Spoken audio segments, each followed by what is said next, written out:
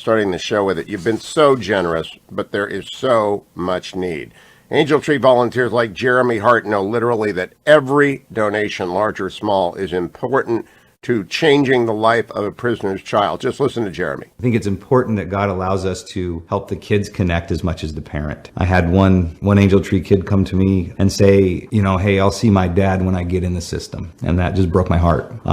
You should see him today. Completely different kiddo. Now, this will be his second Christmas with us. And we're standing in the gap. So that's what Angel Tree is we want to stand in the gap.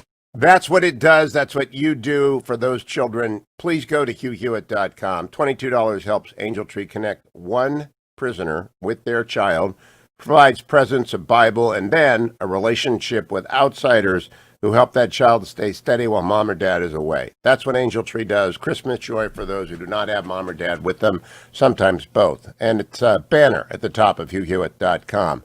Let me also tell you a market update at the beginning of this hour, which is brought to you by Birch Gold. Now, markets will be crazy today because the virus is accelerating so quickly, even as the vaccines are rolling out faster than the virus.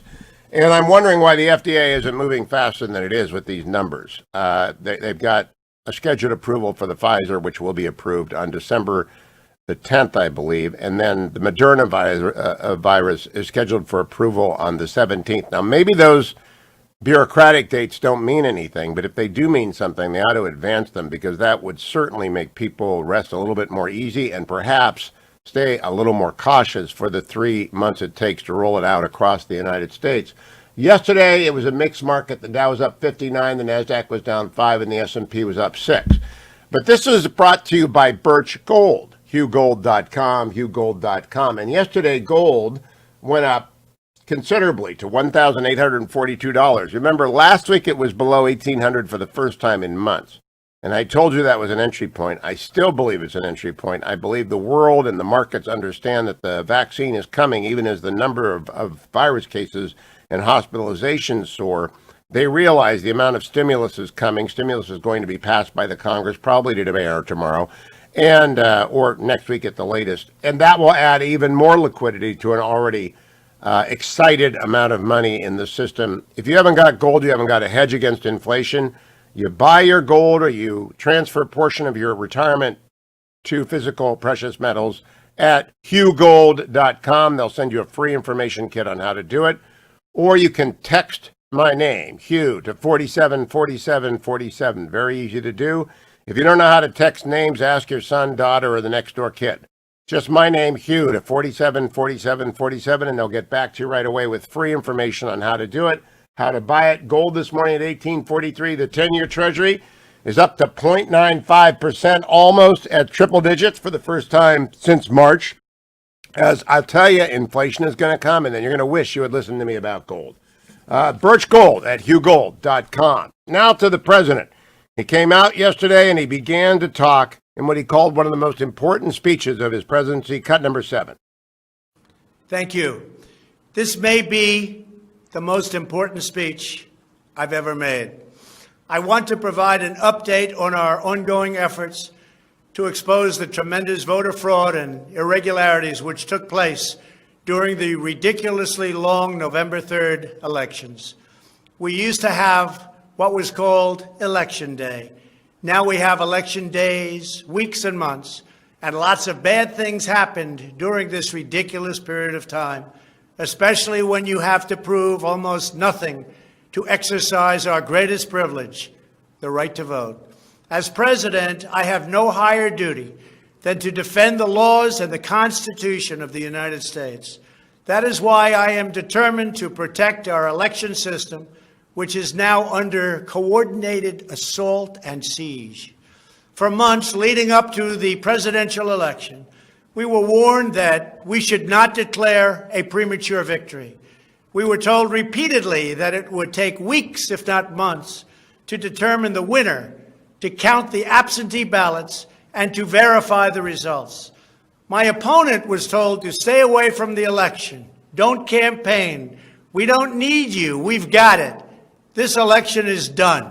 In fact, they were acting like they already knew what the outcome was going to be. They had it covered, and perhaps they did, very sadly for our country. It was all very, very strange. Within days after the election, we witnessed an orchestrated effort to anoint a winner, even while many key states were still being counted. The constitutional process must be allowed to continue. We are going to defend the honesty of the vote by ensuring that every legal ballot is counted and that no illegal ballot is counted.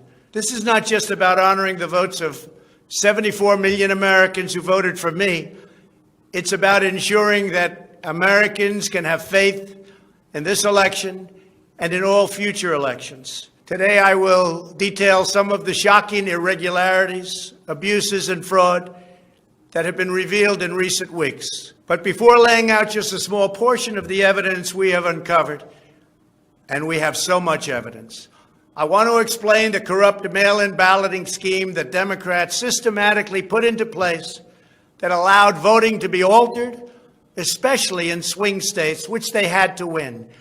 They just didn't know that it was going to be that tough because we were leading in every swing state by so much, far greater than they ever thought possible. While it has long been understood that the Democrat political machine engages in voter fraud from Detroit to Philadelphia to Milwaukee, Atlanta, so many other places.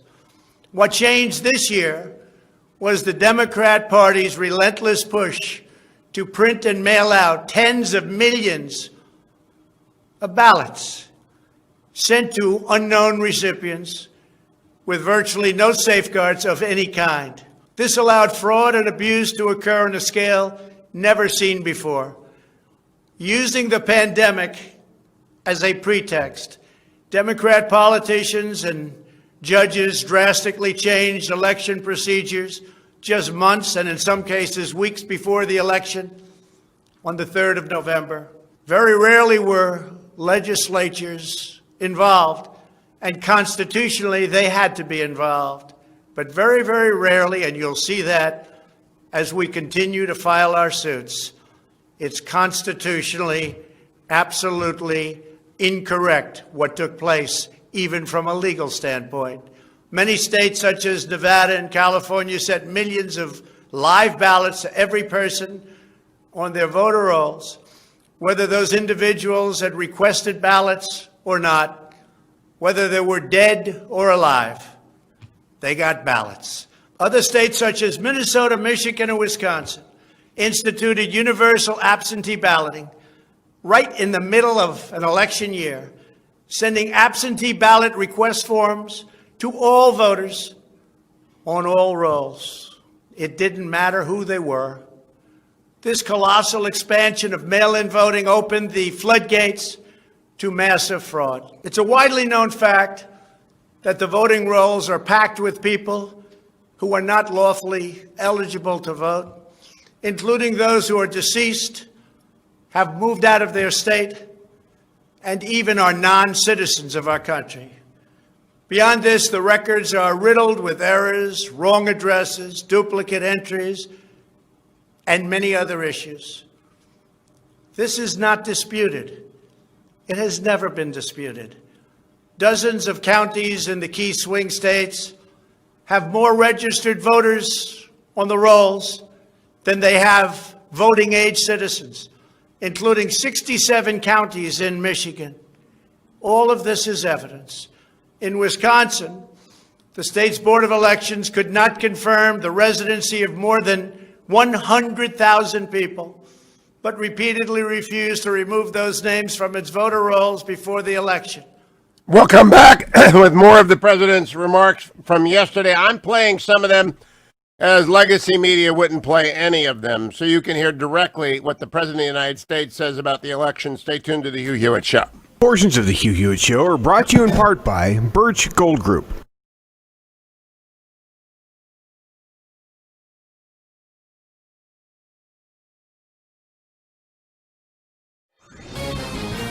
This is Lon Chen of the Hoover Institution for Townhall.com. California Governor Gavin Newsom has repeatedly called on Californians to come together and make sacrifices to fight COVID-19. The request would have been better received if, at the same time, Governor Newsom wasn't off violating his own public health guidance by dining with a group of lobbyists at one of America's most posh restaurants, or sending his kids to a Sacramento private school in person while many California schools remain closed for in-person learning and millions of students slog their way through online classes. The problem with Newsom's hypocritical actions is that they undercut the very healthcare professionals and scientists whose advice he is asking Californians to follow. It makes those of us who live in California wonder who we can trust and what guidance we should be listening to. At a time when we need leadership and clarity, Newsom has given us hypocrisy and confusion. California's voters won't soon forget his shortcomings. I'm Lanhee Chen. The Pepperdine Graduate School of Public Policy, impacting policy decisions today, preparing public leaders for tomorrow. Learn more at publicpolicy.pepperdine.edu. Trending now on the Eric Metaxas Show. To me, how can you not take this seriously and understand that if Biden were inaugurated under this cloud right now, with 70 million plus people believing he's a real fraud, not just they don't like him, they didn't vote for him, but that he's a fraud, that you wouldn't speak up. This is, again, I'm just mystified. I don't get this. Well, and part of it is that people believe the kind of hypnosis from the main propaganda channels where they say, well, there's no evidence of widespread voter fraud. First of all, there you have an objective and a subjective statement. So this is a very important point that we need to, you've heard this many times, right? It's almost an incantation that they say on television every day. There's no evidence of widespread voter fraud. They say it almost as a prayer ritual on CNN. They have to every day. And so what you have there is a no, meaning there's none, zero, that's an objective, and then widespread. That's a really important thing, though. How do you define widespread? This is really important. For example, 1% wouldn't be widespread. That's not widespread. 1% is the margin in many of these states. So all of a sudden, if we just have 1% voter fraud, Eric, 1% Donald Trump is president, and based on all the evidence we have way more evidence to show there's even more than 1%. But look, but even that narrative, in other words, to talk about that, isn't the real issue, Charlie, that we're talking about conspiracy. There were people, leaders, powerful people who made a decision before the election. Trending now on the Dennis Prager Show. In the front line at a major hospital in Houston, emergency room physician. I tell you, I can't get over the story. I didn't know it. The man got COVID, so he said, I don't have to wear a mask. This is South Dakota, no less. What group fired him? What was the group? Sanford Health. He ran the healthcare system. He waited a long period of time. COVID's generally a 3-week illness. He waited, I think, months after he clearly no longer had the illness before stopping wearing a mask. But they fired him because he wasn't wearing a mask, because they said it sent the wrong message. I don't know how that sends the wrong message. When you've already had coronavirus, I think it sends a message that you follow science. Do you have any thoughts on the vaccine? Yes. I think there's two categories of vaccination. The flu vaccine, it, has variable effects every year, right? Sometimes it's really effective. Sometimes it's not very effective.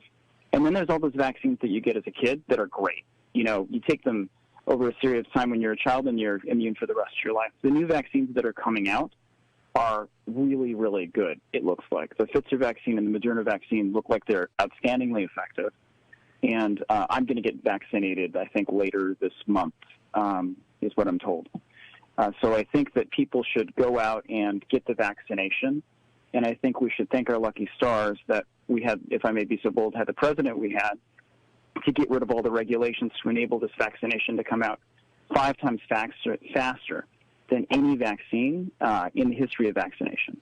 It's really astonishing. The president's work was great. The policy work was outstanding. And, of course, the scientists that worked so hard to create this vaccine and tried out a number of others that didn't work out.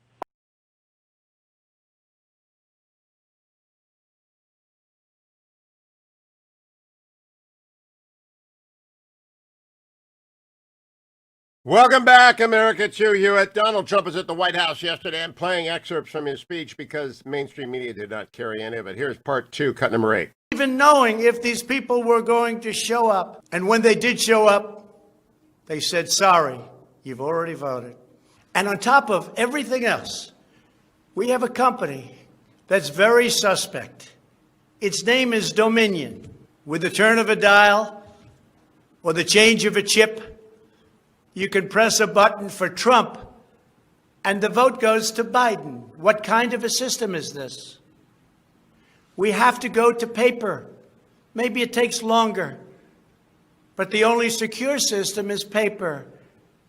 Not these systems that nobody understands, including, in many cases, the people that run them, although unfortunately, I think they understand them far too well. In one Michigan county, as an example, that used Dominion systems, they found that nearly 6,000 votes had been wrongly switched from Trump to Biden. And this is just the tip of the iceberg. This is what we caught. How many didn't we catch? Are there hundreds of other examples throughout the country? Are there thousands? We just got lucky, and they called it a glitch. But we found numerous glitches that evening. 96% of the company's political donations went to Democrats, not surprisingly. And frankly, when you look at who's running the company, who's in charge, who owns it, which we don't know, where the votes counted, which we think are counted in foreign countries, not in the United States, Dominion is a disaster. Election authorities in Texas have repeatedly blocked the deployment of Dominion systems due to concerns about security vulnerabilities and the potential for errors and outright fraud. Every district that uses Dominion systems must be carefully monitored and carefully investigated, but not only for the future. Right now, we're worried about the present and what went on with an election that we won without question. Under my lead, the Republicans won almost every state house in the United States, which they weren't expected to do. We won up to 16 seats in the House. The numbers are still being tabulated because there are 9 seats that nobody really knows. They don't know. They're still, 2 weeks later, still under consideration because it's a mess. Republicans were supposed to lose many seats, and instead they won those seats in the House. And a very important election that's coming up will determine whether or not we hold the Senate. David Perdue and Kelly Loeffler are 2 tremendous people. Unfortunately, in Georgia, they're using the same horrible Dominion system. And it's already been out that hundreds of thousands, think of it, hundreds of thousands of absentee ballots have been requested. You check it out, who's requesting those ballots. The difference is it's one state and we will have our eyes on it like nobody's ever watched anything before because we have to win those 2 Senate seats. The tremendous success we had for a moment, please. The House of Representatives. I want to contrast. The president just said we have to win those 2 Senate seats. We will have eyes on that election. Yesterday, a fringe character in Georgia, Lynn Wood, went out and held a "Don't Get Out the Vote" rally. He said, "Don't vote." And I thought to myself, that is truly nuts. And sure, it turns out he was a Stacey Abrams supporter in 2018. So if you want to be conspiracy-minded, you might ask yourself, well, what better way to destroy an election than pretend you're on Donald Trump's side and then urge people not to vote who supported Donald Trump? The President of the United States yesterday told everyone in Georgia, get out and vote for David Perdue and Kelly Loeffler. 2 great people. Don't worry about the election. We'll have eyes on every ballot, eyes on every machine. Do not worry about election observers. Get your absentees back. Vote early in Georgia. Do not listen to the fringe. The fringe are venting the anger of some people with the election, but they are fringe. And they are not Donald Trump supporters, no matter what they say. The president himself, you just heard it. Vote in Georgia. Vote for Perdue. Vote for Loeffler. Do not be fringe. Don't be seduced by these lunatics. Stay tuned. It's the Hugh Hewitt Show.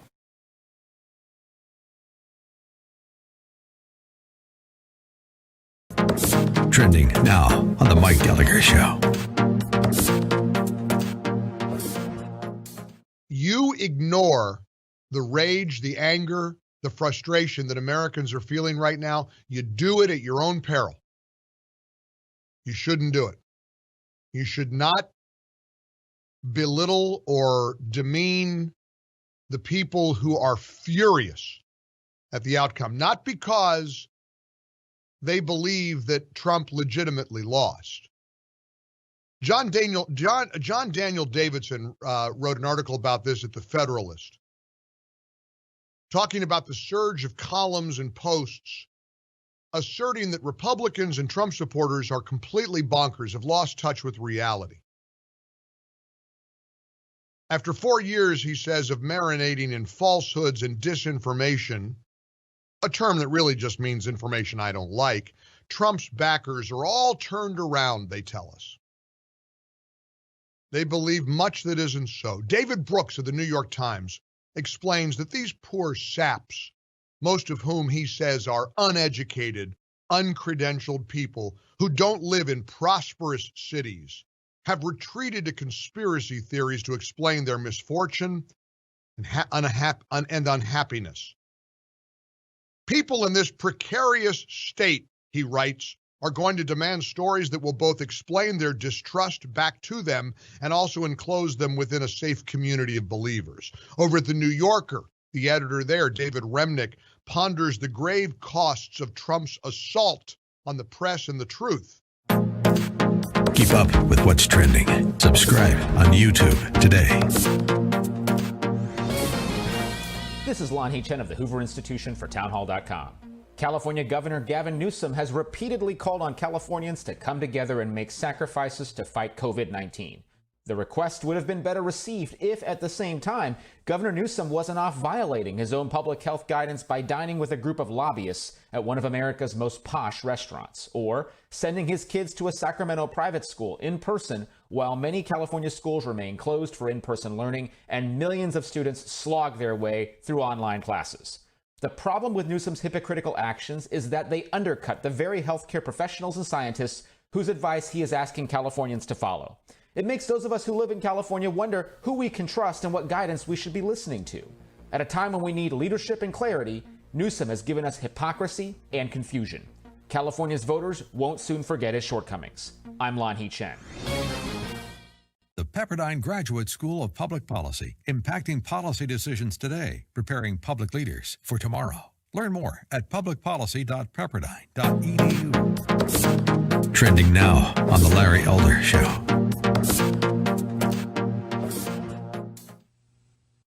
Washington Post, in its history, has never endorsed a Republican president. The New York Times has not endorsed one since 1956. Tim Grosclose, who wrote the book Left Turn that I often refer to, says that the media were truly fair and balanced. The country's a third Republican, a third Democrat, and a third independent if the media reflected that diversity. He estimates that the average state would vote anywhere from 8 to 10 points in favor of the Republican candidate. Democrats would never win at the presidential level if the media were truly fair and balanced. We've been talking about some of the stories that were ignored or suppressed by the media, including but not limited to the allegation made by Tara Reid, the former staffer of Joe Biden, who claims that she was sexually assaulted by Biden.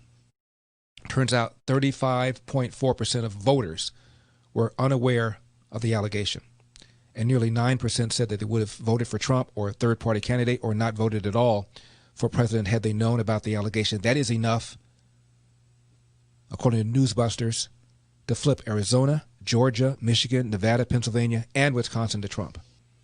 The Hunter Biden scandal, 45% of voters unaware. 9.4% say they would have switched their vote. That Kamala Harris has a more left-wing record than Bernie Sanders, the self-described Democrat socialist. 25.3% of Biden voters were unaware of this.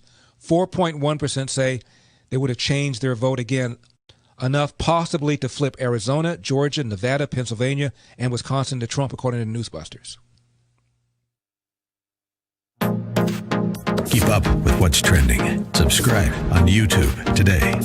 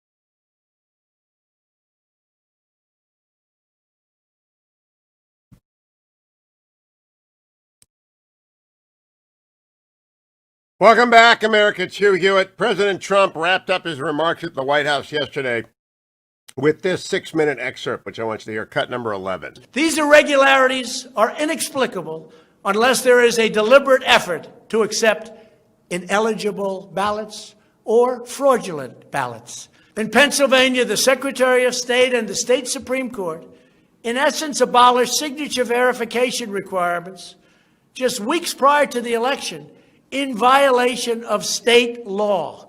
You're not allowed to do that. It has to be approved by the legislature. A judge can't do it. A state can't do it. An official can't do it. The only one that can do it is the legislature. The reason for this is clear. They were not verifying signatures because they know the ballots have not been filled out by the voters in whose names they were cast. In other words, people filled them out that had nothing to do with the names on the ballot. A simple recount of the ballots under these circumstances only compounds the fraud. The only way to determine whether there was an honest vote is to conduct a full review of the envelopes in the relevant states. You will find that many of them, tens of thousands, have fraudulent signatures. A full forensic audit is required to ensure that only legal ballots from lawfully registered voters that were properly cast are included in the final count. This election is about great voter fraud, fraud that has never been seen like this before. It's about poll watchers who were not allowed to watch. So illegal. It's about ballots that poured in, and nobody but a few knew where they came from, but they were counted, and they weren't for me. It's about big leads on election night, tremendous leads, leads where I was being congratulated for a decisive, easy victory, and all of a sudden, by morning or a couple of days later, those leads rapidly evaporated. It's about numbers of ballots that were sent that nobody knew where they came from. It's about machinery that was defective, machinery that was stopped during certain parts of the evening, miraculously to open with more votes. It was about many other things, but above all, it was about fraud. This election was rigged. Everybody knows it. I don't mind if I lose an election, but I want to lose an election fair and square. What I don't want to do is have it stolen from the American people. That's what we're fighting for, and we have no choice to be doing that.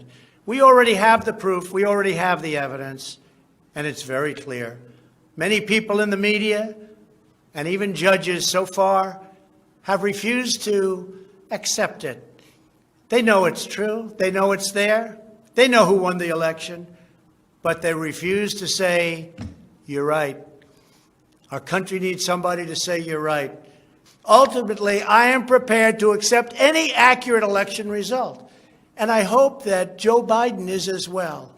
But we already have the proof. We already have tens of thousands of ballots more than we need to overturn all of these states that we're talking about. This is an election for the highest office in the greatest country in the history of the world. Every reasonable American should be able to agree, based on what we have already documented, that we need a systematic analysis of the mail-in ballots to review the envelopes. It's about the signature. And if they're on the envelopes, we can only review the envelopes, and that will tell us everything. This is the absolute minimum we should expect. This is not just about my campaign, although it has a lot to do with who's going to be your next president.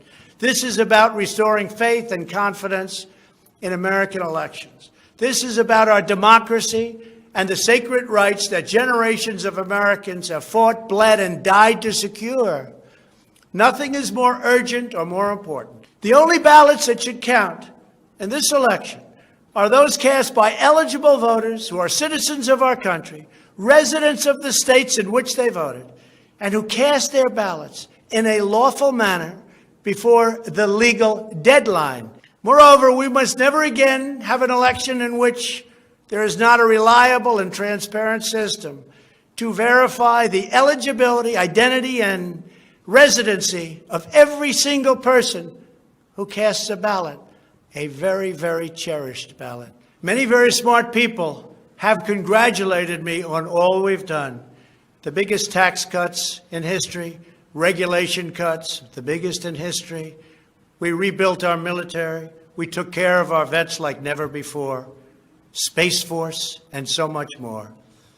But then they went on to say, as big and as important as these events were, the single greatest achievement in your presidency will be exactly what you're doing right now, voter integrity for our nation. It's more important than any of the things that we discussed. If we don't root out the fraud, the tremendous and horrible fraud that's taken place in our 2020 election, we don't have a country anymore. So with the resolve and support of the American people, we will restore honesty and integrity to our elections, and we will restore trust in our system of government. Thank you, God bless you, and God bless America. Now, I think what this means is that the president is, of course, has not produced enough evidence to persuade one court anywhere to overturn one state certification.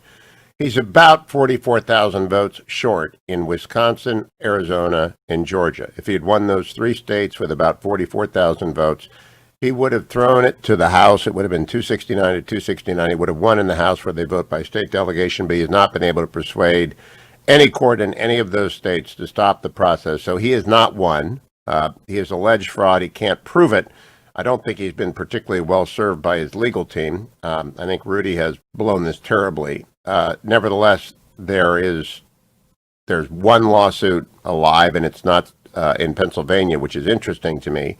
What will happen to the ruling by the Pennsylvania Supreme Court that ballots could be accepted after the voting polls closed on November the 3rd, but there aren't enough votes that arrived after that to change the election. So there is no lawsuit presently anywhere, nor do I anticipate any being filed, that alleges fraud of the sort and in the amount that will reverse the election.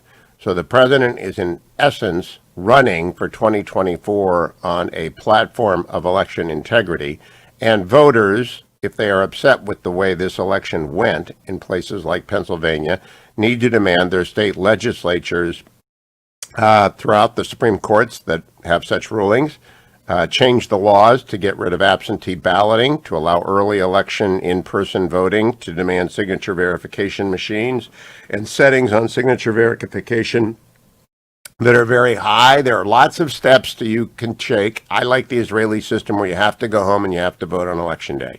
It's that simple. That's what we used to do, and that's what I think we ought to go back to, and I believe it's the only way to have complete confidence in these systems. Even though I am a longtime absentee voter because I'm a journalist and I never know where I'm going to be, if it was going to be that way, I would accept it. And, except in one Iowa district and one New York district, if a few people don't vote, it doesn't matter. The mail-out ballots, mass mail-out ballots is a disaster for democracy. So people can ban that in the state legislatures, and you can run for president on that. And he's going to run for president again in 2024. At least that is his plan as of today. And I thought that speech yesterday was all about setting it up. But I wanted you to hear the crucial part. Georgia, I wanted you to hear this. The president wants people to vote in Georgia. He believes the election will be safe in Georgia. The president wants you to reelect David Perdue and Kelly Loeffler. He knows that he will not be coming back in 2024 if the Senate is lost in 2020. And the Senate will be lost unless one or both of those, Senator Perdue and Senator Loeffler, win. And so he is against what Sidney Powell did yesterday. He is against what Lynn Wood did yesterday. He's against that crazy rally in Georgia, which got more attention. I think there were 100 people there, and every network ran with it because legacy media is attempting to elect Raphael Warnock and John Ossoff by discontenting Trump voters and Republican voters. They're attempting to destroy morale so that a minority of voters in the state, the people that voted for Ossoff and Raphael Warnock, did not get to 50% either. They were both beaten. Perdue beat Ossoff, and all of the Republicans combined beat all of the Democrats plus the Greens plus the Independents combined in the runoff. Now, those two that emerged, Loeffler and Warnock, Warnock got more votes than anybody, but all the Republicans combined versus all the Democrats plus the Independents and the Greens combined, the Republicans won. So this should not be close. And if it's not close, they can't cheat. And there are going to be more observers and lawyers on the ground in Georgia. Your vote will be safe. Do not listen to the nutters. And I really have come to the conclusion. Eric Erickson posted last night, the Georgia Secretary of State office says that despite his denials, Lynn Wood has a Democrat voting record, including voting in the 2018 Stacey Abrams Democratic primary in Georgia. All right, that's Lynn Wood. And so I'm not a conspiracy theorist. I'm not. I think Lynn Wood is a publicity-hungry lawyer. I don't know anything about Sidney Powell. I believe she came to the attention of the American people because Michael Flynn was ramrodded by a corrupt FBI, and the Department of Justice knew that and revealed that, and Sidney Powell appeared at the side of Michael Flynn at that time, and so she garnered the praise and the gratitude of people who side with General Flynn in that rundown. And therefore, she may not be a very good lawyer at all. I don't know Sidney Powell. But the Lynn Wood character just strikes me as a complete publicity hound. And if you voted for the Democratic primary in Georgia in 2018, as Eric Erickson is saying on Twitter, then I really suspect you're bona fides. I really do. And I would not put it past a Democrat to pretend to be a Republican to try and get people not to vote. You've got to vote, Georgia, because Chuck Schumer told you he wants to make Georgia part of Manhattan. Can we play cut number 12, please? Now we take Georgia, and then we change the world. Yeah! I'm sorry, can you repeat that, Mr. Schumer? Now we take Georgia, and then we change America. Can we play that again? Chuck Schumer talking directly to every voter in Atlanta and in Macon and in Savannah and listening in southern Georgia and in northern Georgia right now, and my 13 affiliates in Georgia. This is Chuck Schumer of New York telling you that you're going to be annexed to Manhattan. Cut number 12. Now we take Georgia, and then we change the world. Yeah! I'm sorry, can you repeat that, Mr. Schumer? Now we take Georgia, and then we change America. You know, I just love that one more time as I get ready for my relief factor. Chuck Schumer. Now we take Georgia, and then we change the world. Yeah! I'm sorry, can you repeat that, Mr. Schumer? Now we take Georgia, and then we change America. That is filmed in downtown Manhattan. Chuck Schumer in New York telling everyone in Georgia they're just simply going to be puppets of New York. I love that. I also love Relief Factor, which is sitting in front of me. I'm going to be off to, Beltway is warmed up today. We're back to normal inside the Beltway, which is, I mean, it's fall. It's not summertime, thank goodness. But carrying Krugerman Retraction Omega. I take it every morning right now, and the reason I do is because I'll be out hiking, do my 6, maybe 8 today. I haven't done anything for 3 days because it's been cold, and I'm a wimp. I went to the Kirby Center downtown last night. It's the first time I've been out of the house in 3 days, really, to tape a session, do a live phone call with Larry Oren last night about the charter schools at Hillsdale. But I got in and out of the car, and that's the first time I left the house. And so I got to get out today and walk, and that's ReliefFactor.com. $19.95 gets you started, ReliefFactor.com. Dr. Michael Oren joins me from Israel next. Stay tuned, America.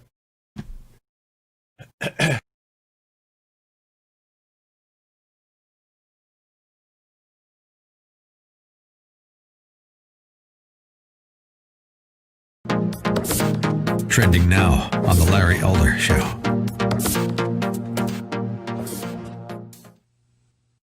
Washington Post in its history has never endorsed a Republican president. The New York Times has not endorsed one since 1956.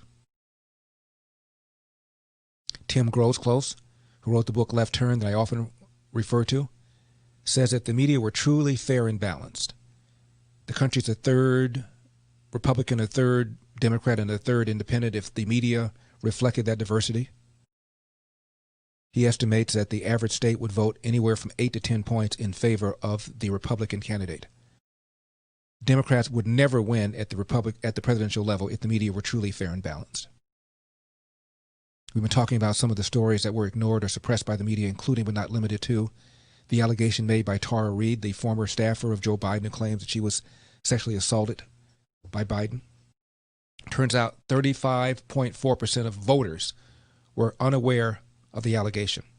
and nearly 9% said that they would have voted for Trump or a third-party candidate or not voted at all for president had they known about the allegation. That is enough, according to Newsbusters, to flip Arizona, Georgia, Michigan, Nevada, Pennsylvania, and Wisconsin to Trump.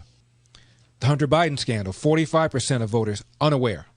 9.4% say they would have switched their vote. That Kamala Harris has a more left-wing record than Bernie Sanders, the self-described Democrat socialist.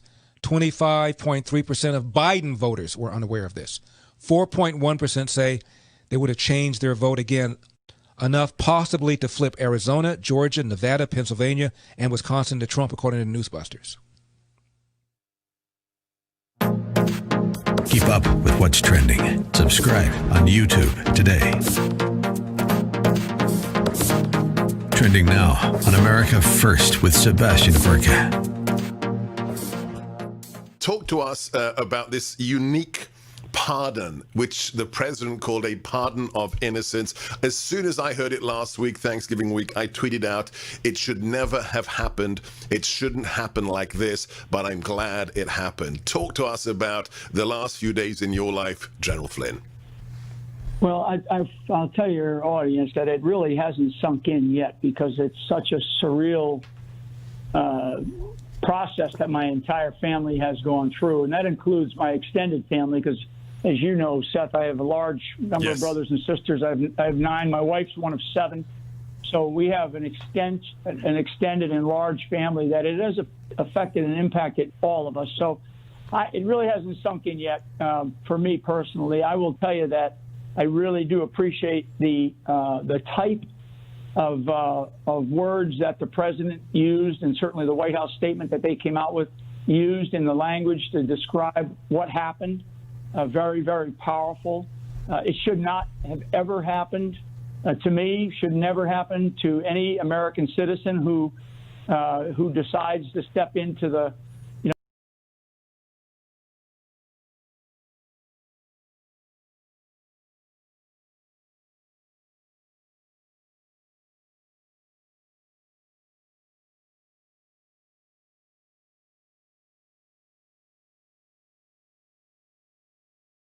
Welcome back, America. It's Hugh Hewitt, joined by Dr. Michael Oren, former Israeli ambassador to the United States from Israel. Good morning, Michael. How are you?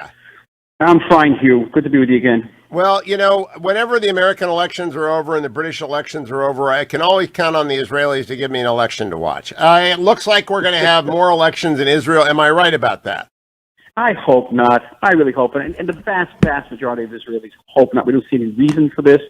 You know, Netanyahu is such a political genius. Last night he gave a big speech in which he blamed Benny Gantz, for the head of the blue and white part of the coalition, for forcing an election.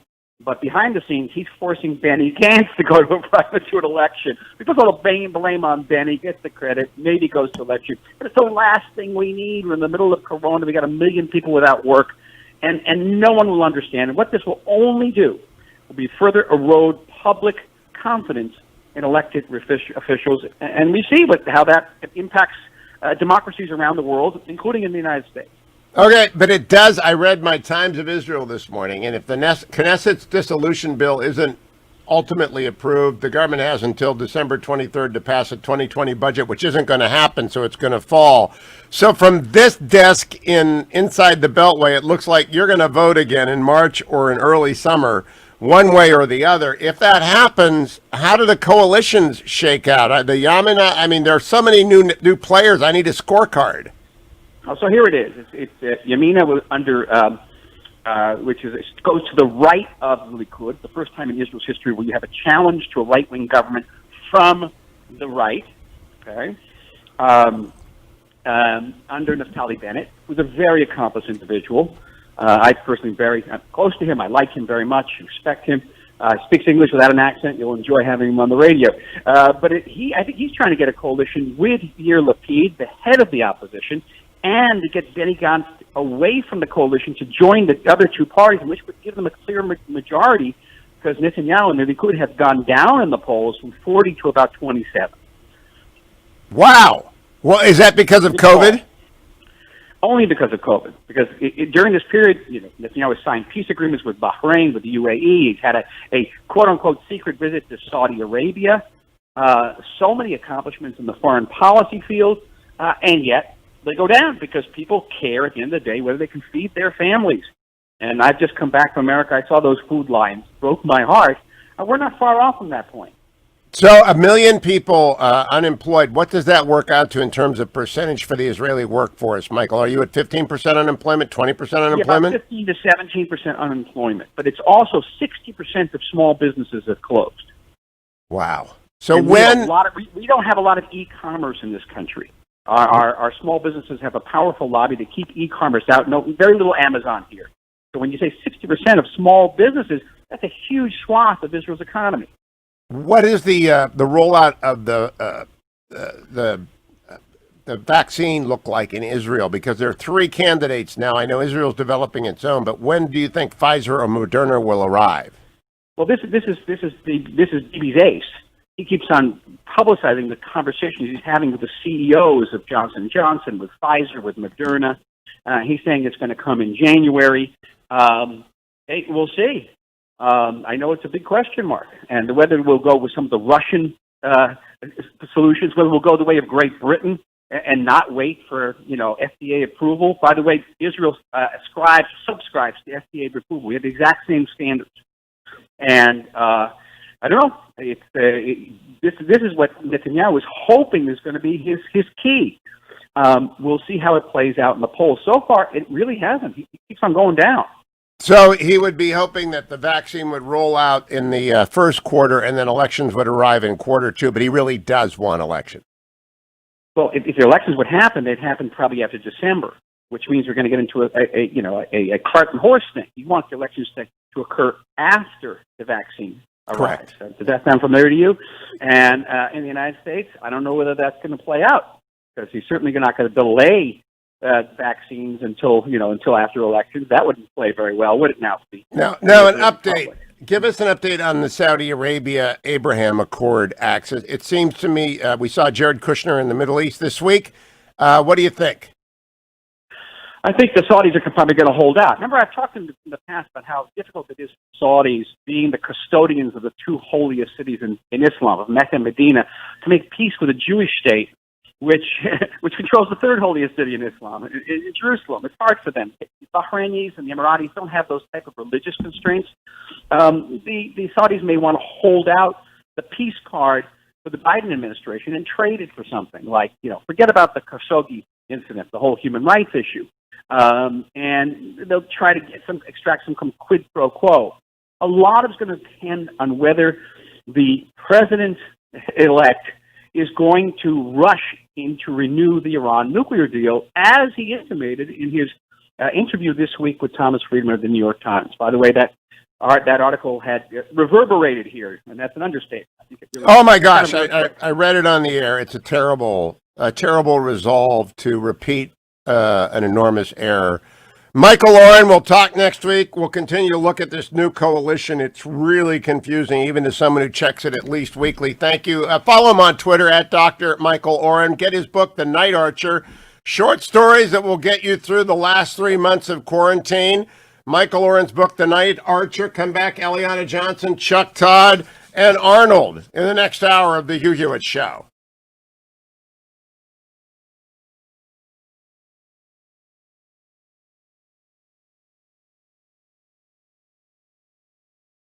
Trending now on The Charlie Kirk Show.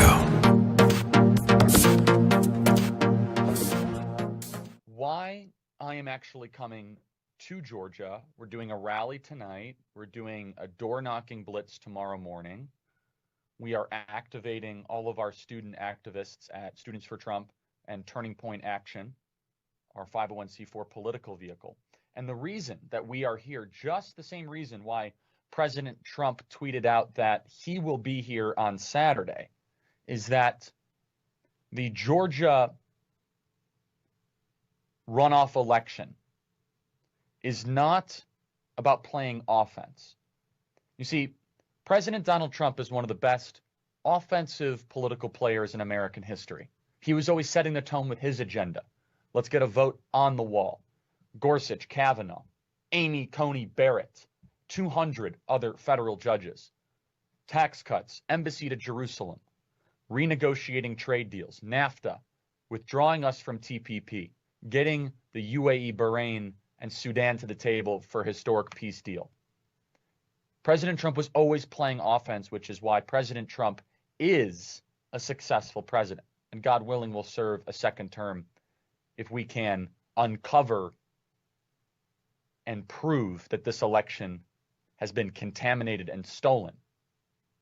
However, what's going on in Georgia right now for the runoff elections is not an offensive strategy. There's no use in convincing you otherwise. That wouldn't be true. The reason that I am in Georgia and the reason why we are deploying our resources to Georgia for the runoff elections is not to play offense, but instead to play defense. Keep up with what's trending. Subscribe on YouTube today. This is Lon Chen of the Hoover Institution for townhall.com. California Governor Gavin Newsom has repeatedly called on Californians to come together and make sacrifices to fight COVID-19. The request would have been better received if, at the same time, Governor Newsom wasn't off violating his own public health guidance by dining with a group of lobbyists at one of America's most posh restaurants, or sending his kids to a Sacramento private school in person while many California schools remain closed for in-person learning and millions of students slog their way through online classes. The problem with Newsom's hypocritical actions is that they undercut the very healthcare professionals and scientists whose advice he is asking Californians to follow. It makes those of us who live in California wonder who we can trust and what guidance we should be listening to. At a time when we need leadership and clarity, Newsom has given us hypocrisy and confusion. California's voters won't soon forget his shortcomings. I'm Lon Chen. The Pepperdine Graduate School of Public Policy, impacting policy decisions today, preparing public leaders for tomorrow. Learn more at publicpolicy.pepperdine.edu. Trending now on the Eric Metaxas Show. I think that they don't want it to be true. I think that there's a discomfort that will set in. There's almost a point of no going back as soon as you start to admit that there is this broad organized criminal network that probably stole this election. And I think a lot of people are kind of saying, look, 10 months ago, I was living a nice life. We had a great New Year's celebration. No one was wearing masks and everything was wonderful. Can we just go back to that? Maybe Joe Biden will get us back to that. And it's almost as if you start to talk about this, there is no going back to that. I think what you're saying is correct for your average person. What I don't understand is people that I would think of as on the right side, as heroic voices, have been quiet. The question is, why are they not speaking out about it? And again, Okay. I think there is a retreat saying that either we can't win the more we talk about it. I'm going to pay a big personal cost if I talk about it, which is a very big thing, Eric. The more that we've been talking about this, we've been suppressed by social media. We've gotten strikes by the big tech companies.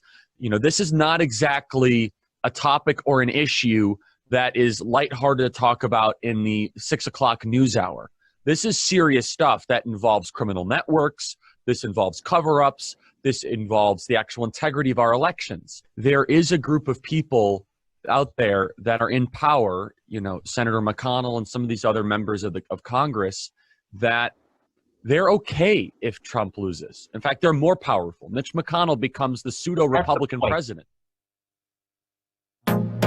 Keep up with what's trending. Subscribe on YouTube today. Trending now on the Dennis Prager Show. We have more ICU beds today than we did yesterday. We're at 88% capacity filled in our current configuration. Normally, we run at 97% in most years, so we've actually been low this year, most of the year, because we've had so much less volume in the hospitals. And versus our surge capacity plan, we're only running at about a little more than 50% of our surge capacity plan, which we can implement within hours to increase our capacity in the ICUs. So that's interesting. I was always wondering about that, Doctor. You can, under emergency conditions, increase ICU capacity? Yes. if you have the equipment and personnel reserved and able to swap what they're doing, you can do so, as well as the space. And we've had, it was tight in March and April to do such a thing, but we've been prepared. I mean, this is our job, right? You're supposed to be able to trust us to be able to get the resources and organization together to manage situations that arise like this, and we have the flexible capacity to do so. The people coming in, I keep reading more hospitalizations than ever, double the number of hospitalizations. How long is someone on average hospitalized with COVID? So there's kind of, I think the best way to look at it is that there are two groups of people coming in that are getting hospitalized. There are people that are going to do well and they're going to survive the illness, but they need oxygen at home because their oxygen levels drop, and otherwise they're okay. Keep up with what's trending. Subscribe on YouTube today. Trending now on The Mike Gallagher Show.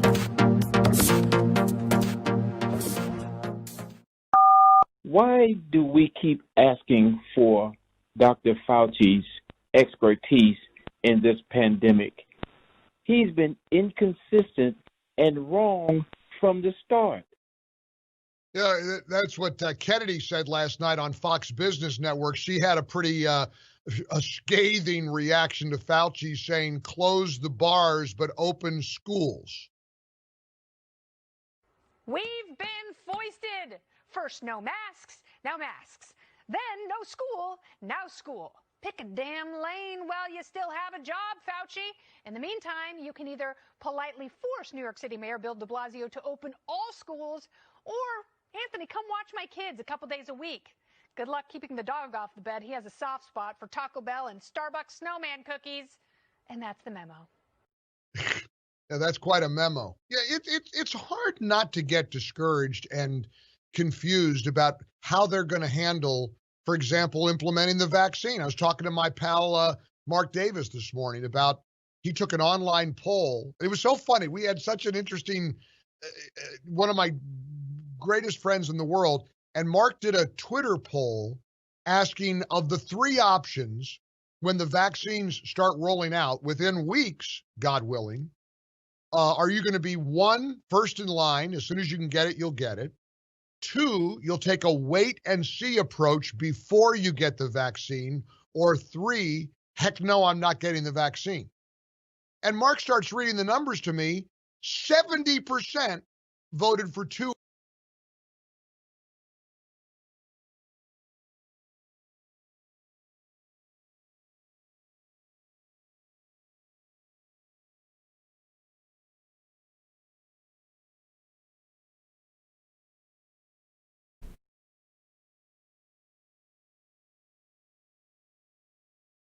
Morning, glory, America. Bonjour, hi, Canada. Hugh Hewitt inside the Beltway on December 3rd, 2020. I'm joined by Eliana Johnson, executive editor of the Washington Free Beacon. Good morning, Eliana. How are you? Good morning, Hugh. I'm great. How are you? Good. I played a lot of the president's press conference in the first hour because legacy media didn't play any of it. And smack in the middle of it was his request that people in Georgia vote, that they vote for David Perdue and for Kelly Loeffler, and that they trust that they will be very carefully watched and there will be election observers. In other words, he's urging people to elect the Republicans and save the majority. I think his speech was given about the time that Lynn Wood and Sidney Powell held a rally of about 100 people demanding people not vote. Who are these two people? What are they doing? And do they still represent the president in any way, shape, or form?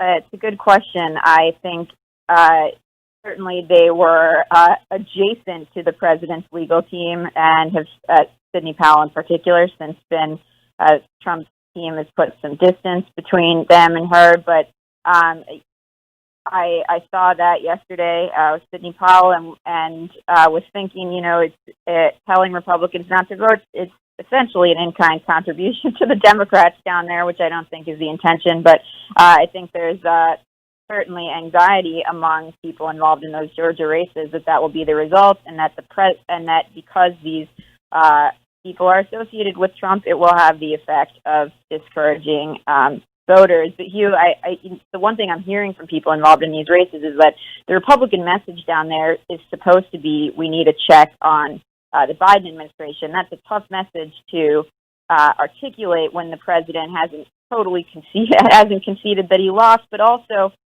when it's the Republicans who seem like the crazy people who need a check on them rather than the Democrats who seem sort of benign right now.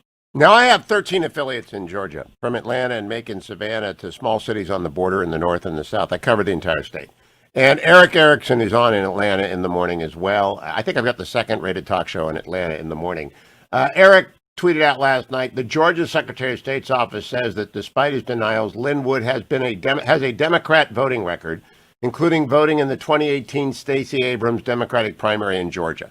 I'm not a paranoid person. I don't believe in conspiracy theories, but it's so nutty not to vote for David Perdue and Kelly Loeffler. I'm beginning to think it's a plant, that it's a destructive, crazy idea not to vote. I also believe, Eliana, in the wisdom of voters. I don't think anybody in Georgia doesn't know the stakes. I really don't. They may not want to go and vote. They may be mad, but everybody knows this is about federal judges, gun rights, religious rights, everything. I really do trust in the voters on this. The way I think about it, and it's been explained to me, is this is a fight over a very narrow band of voters who are going to decide the election. I absolutely agree with you that the vast majority of voters, we have faith in the voters. I think they understand the issues. I think the question is really about people who don't quite know enough to have made up their minds yet, and that's trickier. And I certainly, based on the results that we saw in November, which surprised me, I don't claim to have any understanding of what the tipping point for those voters is going to be. The numbers, for those who are just, for whatever reason, you've been on Mars, President Trump lost to Joe Biden in Georgia by about 12,000 votes. David Perdue beat John Ossoff by 80,000 plus votes. Kelly Loeffler and every other Republican combined beat Raphael Warnock and every other Democrat and Green and Independent combined by 70,000 votes. They really weren't close. They would have both, if there'd been one Republican against Warnock, that Republican would have won. Perdue did win, but they've got to go to a runoff. If it's not close, they can't cheat, Eliana. I don't really think this is close. I am curious if you do. I do think it's close. And I think that the election results, Georgia was close. You make a good point about the Senate races and the split Republican vote, particularly in the Loeffler race. I really say that only because the turnout that we see in a runoff is going to be substantially less than we saw in November. And yes, Republicans are typically favored in the runoff scenario, but again, Biden won the state. Do you draw any conclusions, Eliana, from the fact that since Election Day, it's been a month as of today, there's been exactly one poll in Georgia of the Senate races, and I think it was so roundly ridiculed, given the collapse of polling, that no pollster dares to poll Georgia for fear of being as wrong there as the ABC Washington Post poll was wrong in Washington, which they said Joe Biden was ahead by 17 points ahead of Trump 6 days before the election, where it was a dead heat. Yeah, I don't think that's wrong. I know that these campaigns are polling privately. They have pollsters, and they're getting numbers that suggest the races are close. But you're right in terms of the private polls. Certainly, I don't think though that the candidates themselves in their campaigns are disregarding the polls. And what's interesting is the Perdue and Ossoff race. It was close. I think it will be close. The Warnock-Loeffler race is a question mark to me. We don't quite know how that will come out, but it seems like it will be more a referendum on Warnock, who is getting kind of the more attention of the two candidates, and whether he can make himself into an acceptable alternative to Loeffler. Well, you have an interesting story over at the Free Beacon this morning about his anti-gun radicalism. My favorite quote of the entire election, which I may have played a few times, is this one. Cut number 12, friends. Now we take Georgia, and then we change the world. Yeah! I'm sorry, can you repeat that, Mr. Schumer? Now we take Georgia, and then we change America. So Chuck Schumer in Manhattan wants to annex Atlanta. I've played that 3 times a day, Eliana, at least every day, and will continue to do so until January 5. What do you think Democrats think of Chuck Schumer, that comment? I think they are likely scratching their heads about why he would say something like that, particularly because, Henry Elson pointed this out in the Washington Post. I think the piece was yesterday that Warnock's views actually are out of step for Georgia voters. They're well in the mainstream of progressive Democrats, but they don't reflect the views of Georgia. And I think Schumer would have been, well advised to be active in the race, but maybe not like Trump does. Say what he's thinking. Let me play a little clip of Raphael Warnock in the pulpit, cut number 15. America, nobody can serve God and the military. All right, Eliana, Georgia is among the most military states in America. People have criticized this clip as being, it's unfair, you're using religion. There isn't supposed to be religion. You said Amy Coney Barrett couldn't be voted against because she's a Catholic. If Amy Coney Barrett had said something like that in any setting, it would have been an issue in her hearings. But what do you think about reviewing the pastor's sermons for their political content? It's a good question. So you mentioned his views on the military. You mentioned his views on guns. I think both of those are out of the mainstream.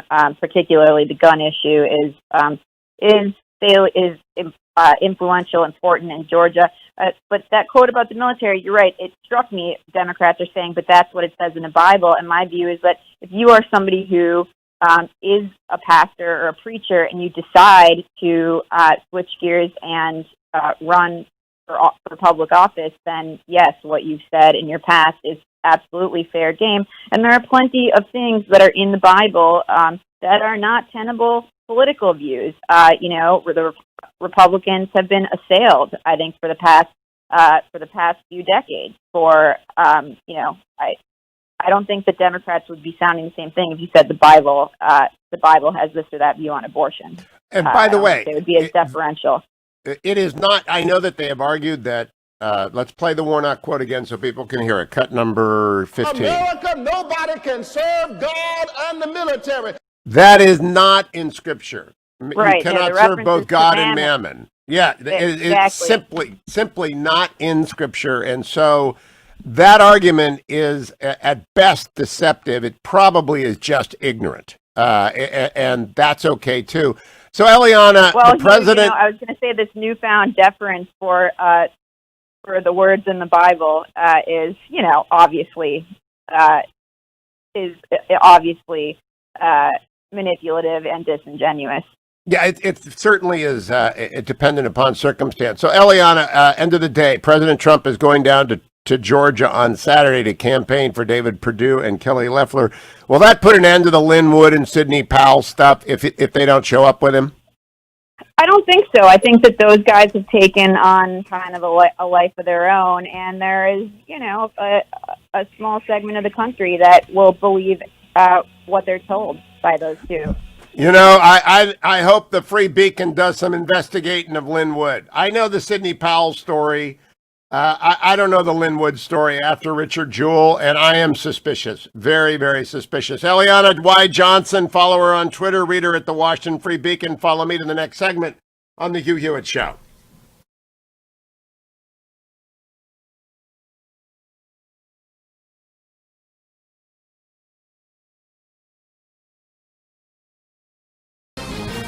This is Lon Chen of the Hoover Institution for Townhall.com. California Governor Gavin Newsom has repeatedly called on Californians to come together and make sacrifices to fight COVID-19. The request would have been better received if, at the same time, Governor Newsom wasn't off violating his own public health guidance by dining with a group of lobbyists at one of America's most posh restaurants, or sending his kids to a Sacramento private school in person while many California schools remain closed for in-person learning and millions of students slog their way through online classes. The problem with Newsom's hypocritical actions is that they undercut the very healthcare professionals and scientists whose advice he is asking Californians to follow. It makes those of us who live in California wonder who we can trust and what guidance we should be listening to. At a time when we need leadership and clarity, Newsom has given us hypocrisy and confusion. California's voters won't soon forget his shortcomings. I'm Lanhee Chen. The Pepperdine Graduate School of Public Policy, impacting policy decisions today, preparing public leaders for tomorrow. Learn more at publicpolicy.pepperdine.edu. Trending now on The Larry Elder Show.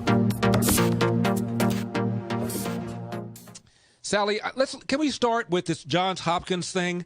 Now, from what I can tell, the study comes out, and this researcher, she appears to have really good credentials, says, look, when you look at all deaths in America, there really hasn't been a spike because for whatever reason, the number of people attributed to having died from heart attacks or strokes has been added to the number of people that have died from COVID-19. So the overall number really isn't that much different. And then a couple of days later, Johns Hopkins puts out a statement, Sally, and says, sorry, wrong, we retract this. What's going on? Well, I like to say, it's an old saying, statistics are a lot like sausages. You like them a whole lot better if you don't know what went into them. And I think, this is the case with COVID. Larry, there only have been, 274,000 deaths in the U.S. From COVID out of a total number of almost 2 million. But, only 6% of the people have died from the COVID alone. The rest of the people had a comorbidity rate of 2.6. A lot of these people that, died, 85% are over age 65. They were in nursing homes. A lot of them had heart issues, stroke issues, cancer issues. So I think the author, Genevieve Bryant, did a very good job of really telling the truth, just like Scott Atlas, in many cases, who just resigned as the president's advisor on the pandemic, had a lot of good information. But the mainstream media and public health officials seem to have the idea that they have to scare people to death and really come out with a lot of untruths when, a lot of the, lockdowns and things, are destroying our economy, destroying people's health. Look at Keep up with what's trending. Subscribe on YouTube today. Trending now on America First with Sebastian Gorka. Why did they have to take you down, Mike Flynn? Yeah, that's we don't have enough time in your show to talk about the whole. In fact, we don't probably have enough time in this week. Here's what I would just say to synthesize it. My whole life in the military, and for those that have, that worked around me and know me, I'm one of these guys that comes into an organization and looks at processes, looks at procedures, looks at the leadership, looks at how we train people, and really tries to improve and make things, it's not just make things be, more efficient, but it's also trying to solve the problems for the people in the field. And I was one that came into Washington, D.C. I didn't get to Washington, D.C. until I was a two-star. I never served. I served in I was a field soldier, served, in infantry divisions, in airborne divisions, in special operations, in other tactical and strategic commands, too, and served in the intelligence community all the way up to the director of one of the largest intelligence agencies in the world, the Defense Intelligence Agency, as well as I served as the assistant director of national intelligence for partner engagement under James Clapper for a year. So I say all that because what I learned is that the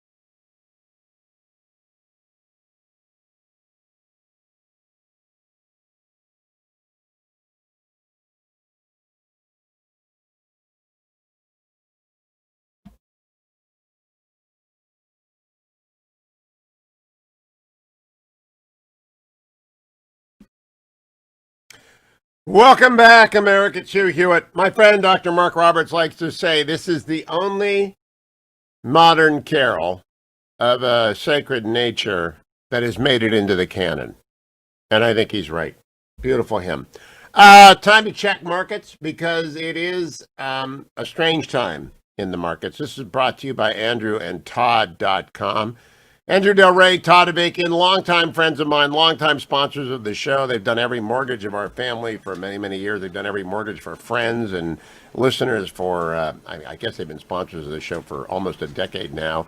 AndrewandTodd.com. They serve you across the country. 888-888-1172 if you want to call them the old-fashioned way. They and their team can handle any real estate financing question you have. They lend you money to buy a house, to refinance a house. If you're a veteran, to put nothing down. If you need an FHA, they get that done. They help you repair your credit thing. They're just the best. And they're busy as can be because interest rates are so low.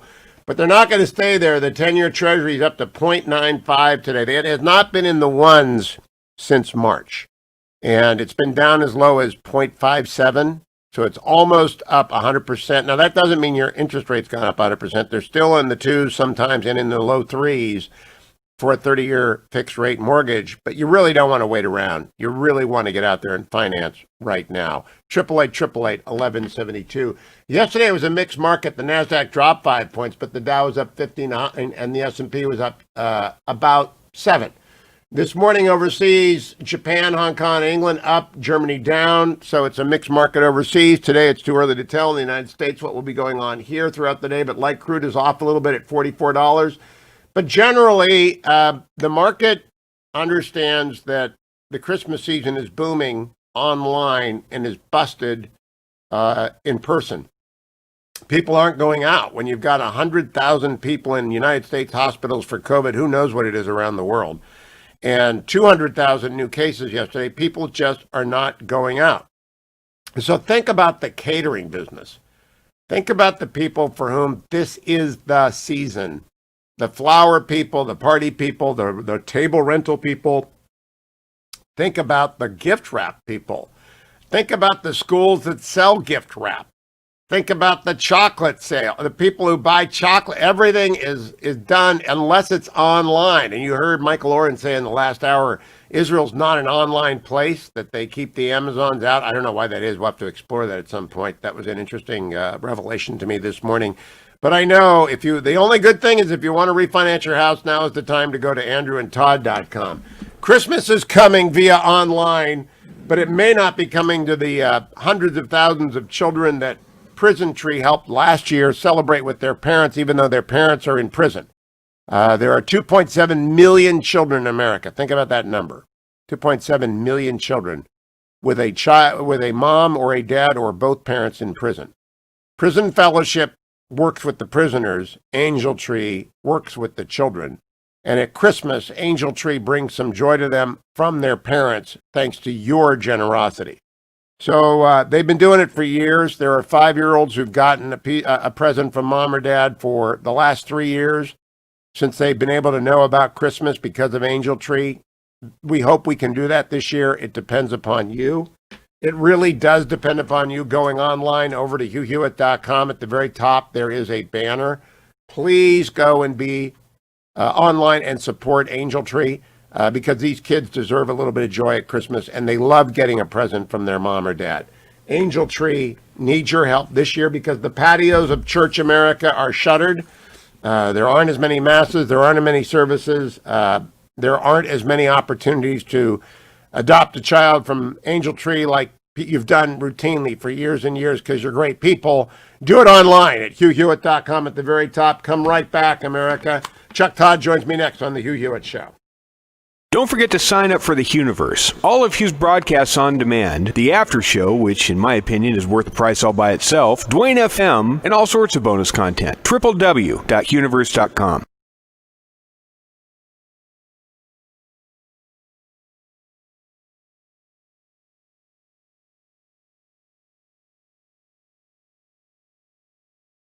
Trending now on the Charlie Kirk Show. If the Democrats accomplish unified government, they will then push and provide amnesty and voting rights for illegals all across the country. Again, all about strengthening their voter base. Power grab. They will also add tens of millions to various relief rolls across the country. Not to mention the aggressive push to bring in cheap labor into America, something that even some Republicans are saying they want to do. We'll get to that later on in the program. And so now we are experiencing a two-front war. We are now fighting in the courts and the state legislatures, and we are now fighting in Georgia. Both are important. Because if we lose in the courts and if we lose in the state legislatures, then all of a sudden we are going to look around the landscape. We're going to say, I wish we would have took Georgia a little bit more seriously. I wish we would have prevented Warnock and Ossoff from becoming United States senators. I wrote this in my Newsweek piece, and I'm sure that plenty of members of the activist media are going to take exception to this. But we need to turn the United States Senate into a legislative kill squad, a graveyard where the Democrats' dystopian and ruinous socialist ideas go to die. We should be unafraid talking about this because their ideas are actually widely unpopular with the American people. They might be popular with groups of people that don't own property. They might be popular with ruling class members or people that live in centralized urban environments. Keep up with what's trending. Subscribe on YouTube today. This is Lon Chen of the Hoover Institution for Townhall.com. California Governor Gavin Newsom has repeatedly called on Californians to come together and make sacrifices to fight COVID-19. The request would have been better received if, at the same time, Governor Newsom wasn't off violating his own public health guidance by dining with a group of lobbyists at one of America's most posh restaurants, or sending his kids to a Sacramento private school in person while many California schools remain closed for in-person learning and millions of students slog their way through online classes. The problem with Newsom's hypocritical actions is that they undercut the very healthcare professionals and scientists whose advice he is asking Californians to follow. It makes those of us who live in California wonder who we can trust and what guidance we should be listening to. At a time when we need leadership and clarity, Newsom has given us hypocrisy and confusion. California's voters won't soon forget his shortcomings. I'm Lon Chen. The Pepperdine Graduate School of Public Policy, impacting policy decisions today, preparing public leaders for tomorrow. Learn more at publicpolicy.pepperdine. Trending now on The Mike Gallagher Show. You ignore the rage, the anger, the frustration that Americans are feeling right now. You do it at your own peril. You shouldn't do it. You should not belittle or demean the people who are furious at the outcome, not because they believe that Trump legitimately lost. John Daniel Davidson wrote an article about this at the Federalist, talking about the surge of columns and posts. Even knowing if these people were going to show up, and when they did show up, touch with reality. They said, sorry, you've already voted. After and 4 on top years, of he everything says, of else, marinating in falsehoods. we have a company that's very suspect. Its name is Dominion. With the turn of a dial or the change of a chip, you can press a button for Trump and the vote goes to Biden. What kind of a system is this? This paper, I understand them far too well. To Biden. Throughout the country, nations went to Democrats, which we think are counted. Authorities in Texas have repeatedly blocked the potential for errors. Must be carefully monitored and carefully worried about the president. Under my lead, in the United States, 16 seats, nobody really knows. They don't. Republicans were supposed to lose many seats, and instead they won those seats in the House. And hold the Senate are two tremendous, we hold the Senate. David Perdue, a very important election that's coming, a very important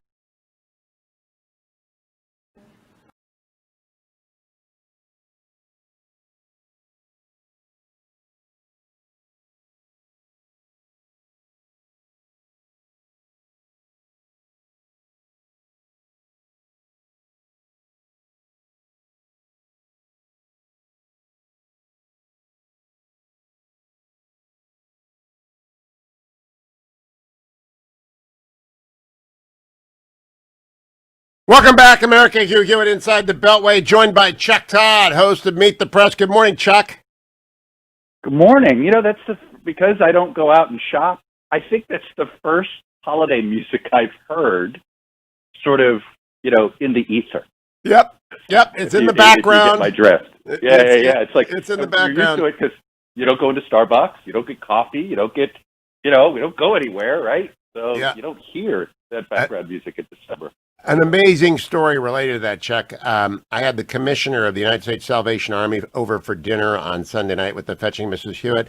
They only have 50% of the kettles out this year because foot traffic is down and, of course, the virus is up. And they have 155% demand on their services for rehabilitation, homelessness, and hunger, but only half the kettles. It's really a crisis. When you don't shop, a lot of things go crazy in America. Little things like that. Yeah, absolutely. Well, hopefully grocery stores in America will team up with the Salvation Army because we know people are going to grocery stores, CVS, Walgreens. I mean, if they're listening to us, I help them out. And those are the places people still do go. Yeah, they go to Walmart, and in fact, I'm going to ring the bell with them on Friday to Walmart in Virginia. All right, Chuck, on Sunday, you asked me on Meet the Press, are you doing enough to tell people that this election is over? And I do every day. It's over. There is no way to change the result. There is no lawsuit pending that can change the result. My return question to you. Yesterday, the president says he talks for 44 minutes, and the heart of it is this. A very important election that's coming up will determine whether or not we hold the Senate. David Perdue and Kelly Loeffler are two tremendous people. Unfortunately, in Georgia, they're using the same horrible Dominion system. And it's already been out that hundreds of thousands, think of it, hundreds of thousands of absentee ballots have been requested. You check it out, who's requesting those ballots. The difference is, it's one state, and we will have our eyes on it like nobody's ever watched anything before, because we have to win those 2 Senate seats. The tremendous success. Okay, so Chuck, he said we have to win those 2 Senate seats. He's going down to Georgia for Perdue and Loeffler. He threw in Dominion, which I don't believe in at all, but he's clearly behind Loeffler and Perdue. And yet Linwood and Sidney Powell go out there yesterday. I think Linwood is from Mars. I honestly think this guy is trying to drum up business. And Sidney Powell has been fired by the president because she's off the reservation. Do you cover both sides of that story? Yes, the president makes accusations which are wrong, but these 2 people don't represent anybody in the Republican Party. Well, I think we're going to find out on Saturday, right, where how effective the president can be. In convincing folks that he is all in, and convincing some members of his base not to buy into that garbage. But the president's remarks in the clip that you played. I mean, the problem is he didn't. He when you introduce all of these reasons why you don't think it's fair and square, but then says it's going to be fair and square. I don't think you're helping the cause any. I do think the president's words don't necessarily help restore that. And it is sort of interesting how he walks that line, by the way, in those comments. If you believe that the Republicans have to win those Senate seats to keep control of the Senate, then you're acknowledging that if they lose both seats, you won't get control, which means that Kamala Harris is the vice president. So it is sort of an odd, exactly backboard way that he's sort of kind of trying to admit he knows what the situation is. And he's kind of conceded that situation may be the situation you have to deal with, but I'm not ready to concede. Look, I do think this long-term damage that's being done to undermine. I mean, look, we went through 6 years of this garbage after John Kerry and his fantasy that somehow their voting machines flip votes in Ohio, and now we're at Trump and his fantasy of doing this. And it ends up, it's like planting a seed and watching the conspiracy grow. I saw it in Kerry world. I saw, the far left buying into that for years. You remember some of those crazy, I did this. Oh, yes. We're going to see this garbage on the right for the next. The voting machine theory used to be on the left. Now it's on the right. But here's what the theory of all things, which I introduced to you on Meet the Press on Sunday. The theory of all things. Which is the only way to explain every bit of things that is happening is that President Trump is running for president in 2024. And he's going to run on a I was screwed platform. and he needs the Senate in order to be under Mitch McConnell's control, in order to have his accomplishments preserved and Operation Warp Speed credited. It's the only explanation for every statement is that he's running, Chuck. Yes, or at least that he wants to preserve leadership in the party. Here's the problem, though, and I think, you know what the single most important thing that happened yesterday that nobody's covering enough? It's Jim Inhofe on a speakerphone telling the President of the United States, your request ain't happening. Politely doing it, very, but whether it's the veto threat and the defense. I don't know anything about this, Chuck. I did my show prep. I don't know a thing. You know Jim Inhofe, right? I mean, he's chairman of defense. Yep. Chairman of defense, the defense approach bill. He was speaking with the president yesterday on speakerphone, doing one of those hallway walks and explaining why he thought it was a bad idea to include Section 320 into that, or the Confederate generals is basically saying, this bill is done, and essentially saying, you can veto it, it's veto-proof. It'll get overridden. It to me is a reminder that the president is already losing control over the party. And ask yourself, in 6 months, when the president makes a call for action from an elected Republican, how responsive are they going to be? Well, that's a very good question. He's different than any other defeated candidate. John Kerry was never going to run again. Richard Nixon had considerable sway in 1962 when they almost stopped Goldwater in 1964, excuse me. Richard Nixon was always known to be lurking out there, so he retained considerable sway even after he lost the governorship in 62. But I think that's probably... Bobby Kennedy had considerable sway after his brother's murder. There are very few people who have sway after they lose or after they're. Here's something to ponder. Here's something to ponder here too. If you're Trump, if one of your family members does decide to be on a ballot in 2022, be careful, because if they succeed, that helps you in 2024. But if they fail, whether it's a Senate race in North Carolina or a Senate race in Pennsylvania, right? Those are the two sort of most likely places that we hear rumors of Trump people. Because you bring up the Nixon analogy. It hurt Nixon that he couldn't win in 62. Yes. Right? It didn't help. And all of a sudden, you're in the governor's race there. So it is, I take your point, but if I were Trump and I cared that much about 24, I'd probably tell my kids not to be running for office in 22. Would you also clarify your message to, I am running in 2024. I got screwed by these changes in the election law, and so vote, contribute to Trump 2024. Don't contribute to recounts. Do not follow Lynn Wood, Sidney Powell. Give me money for 2024. Wouldn't you make it an explicit ask? Starting when? Now. You do it. You do it now. Yeah. So well, I mean, sure you can. I just don't know if that's a long-term strategy. But nothing with Trump's long-term. Everything is about what is the immediate now. I don't know. One of the things that he believed, and this is something that I think we all have to remember about the president's psyche. The president believes the reason his base is devoted to him is because the president doesn't back down, even when you tell him to back down, Hugh, or we in the mainstream press are saying he should back down. Or the more he thinks that if he sort of agrees to back down, whether it's to fire Mike Flynn, to go back to something, right, which he's, in hindsight, apparently says, I was pressured to, he doesn't like to sort of concede to somebody else's idea if it means standing down. And I think that's his worst, I think it's his worst attribute, right? It's his worst instinct. It does not serve him well. It messes his timing up. So I think he could have, you could take your ball and, play another game. You don't have to go undefeated. But this is sort of one of his, just who he is. He cannot bring himself to back down. He thinks if he does, it somehow his base will leave him, because they think the reason they're with him, at least in his mind, is he never backs down.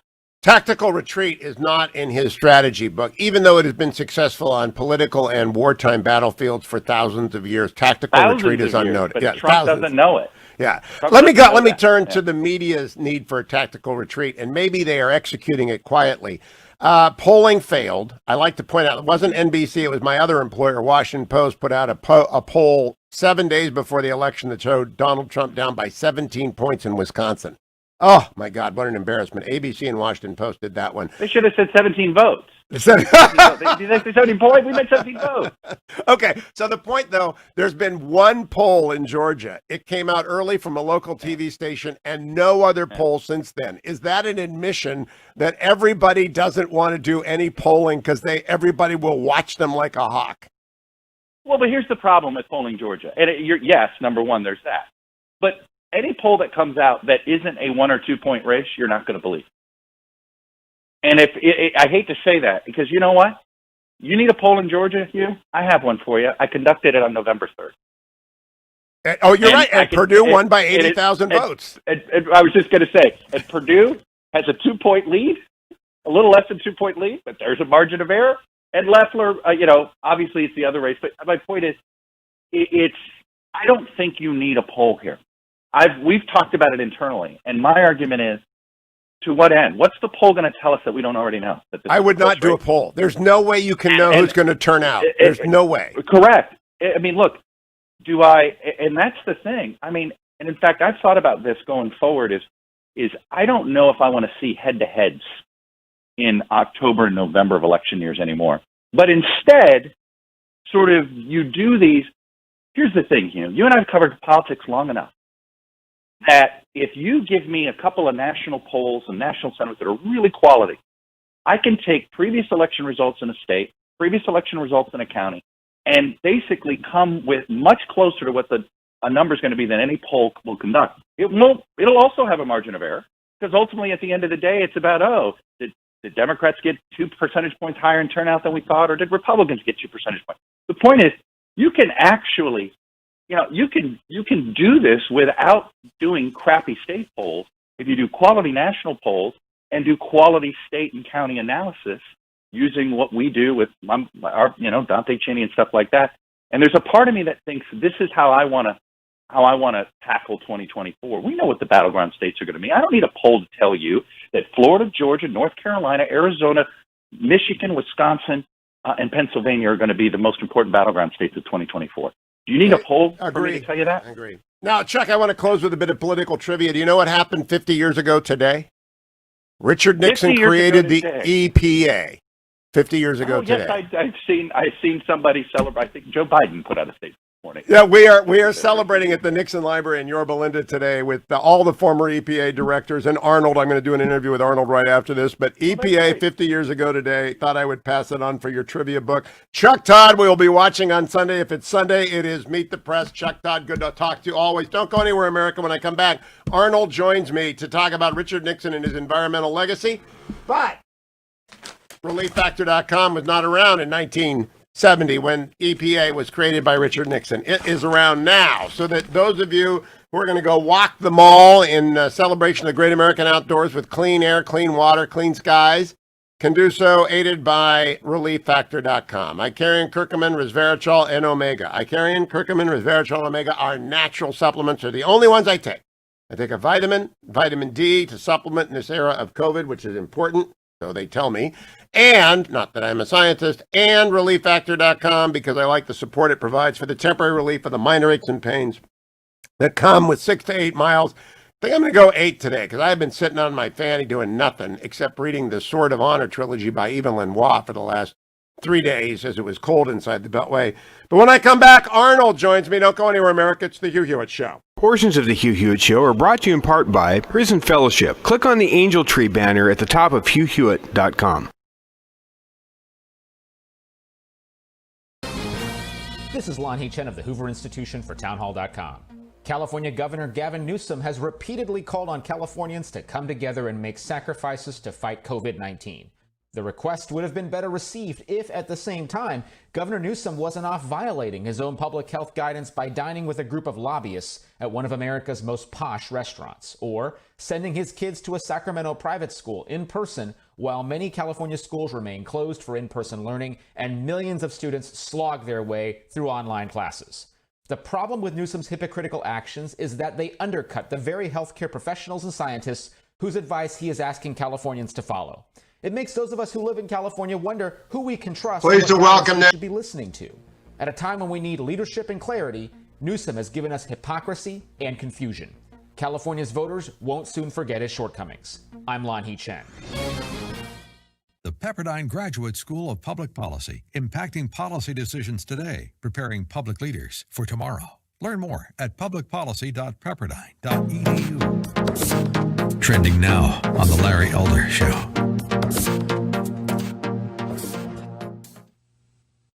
Washington Post in its history has never endorsed a Republican president. The New York Times has not endorsed one since 1956.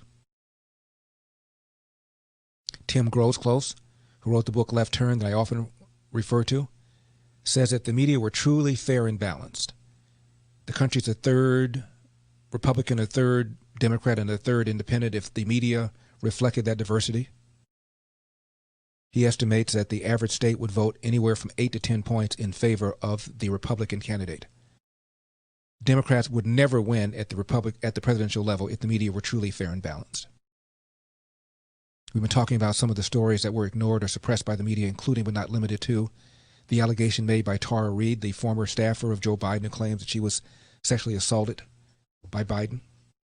Turns out 35.4% of voters were unaware of the allegation, and nearly 9% said that they would have voted for Trump or a third-party candidate or not voted at all for president had they known about the allegation. That is enough, according to Newsbusters, to flip Arizona, Georgia, Michigan, Nevada, Pennsylvania, and Wisconsin to Trump. The Hunter Biden scandal, 45% of voters unaware. 9.4% say they would have switched their vote. That Kamala Harris has a more left-wing record than Bernie Sanders, the self-described Democrat socialist. 25.3% of Biden voters were unaware of this. 4.1% say they would have changed their vote again, enough possibly to flip Arizona, Georgia, Nevada, Pennsylvania, and Wisconsin to Trump, according to Newsbusters. Keep up with what's trending. Subscribe on YouTube today.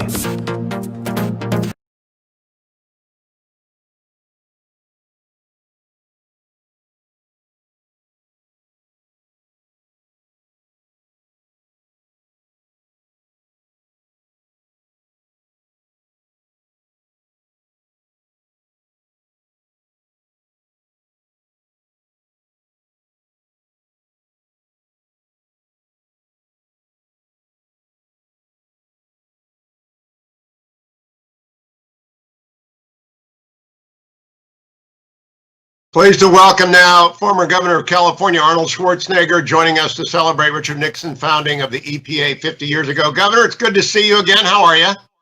Good to see you. I think we've done many interviews before, so it's great to see you again. Yes. I opened during your recall campaign. I barnstormed with you. You left me standing out in the rain a couple of times in October of 2003 when you were delayed. So I think I heard Twisted Sister a lot more than you did, actually, Governor. So.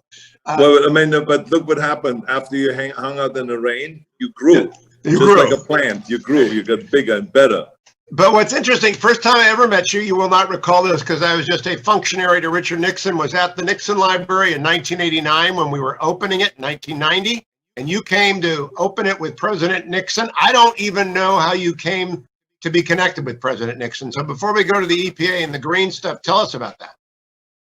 Well, I was always a big fan of Richard Nixon. I think that I have talked about this even in my Republican speech at the Republican convention in 2004, how I became a Republican because of Richard Nixon. I happened to move to this country from Austria in 1968, which was like a month before the finals, before the actual election. A presidential election here. And so I listened to Hubert Humphrey talk about his policies and the things that he wants to do in the future if he becomes president. And then I listened to Richard Nixon. And I remember I had this, I was very lucky that I had this friend, a Jewish friend of mine that spoke German fluently. And he translated for me because my English wasn't good enough. And he was telling me what they were all proposing. And then I said, well, this Richard Nixon, I said, what party is he? And then he said, well, he's a Republican. And I said, well, I think then I will be a Republican.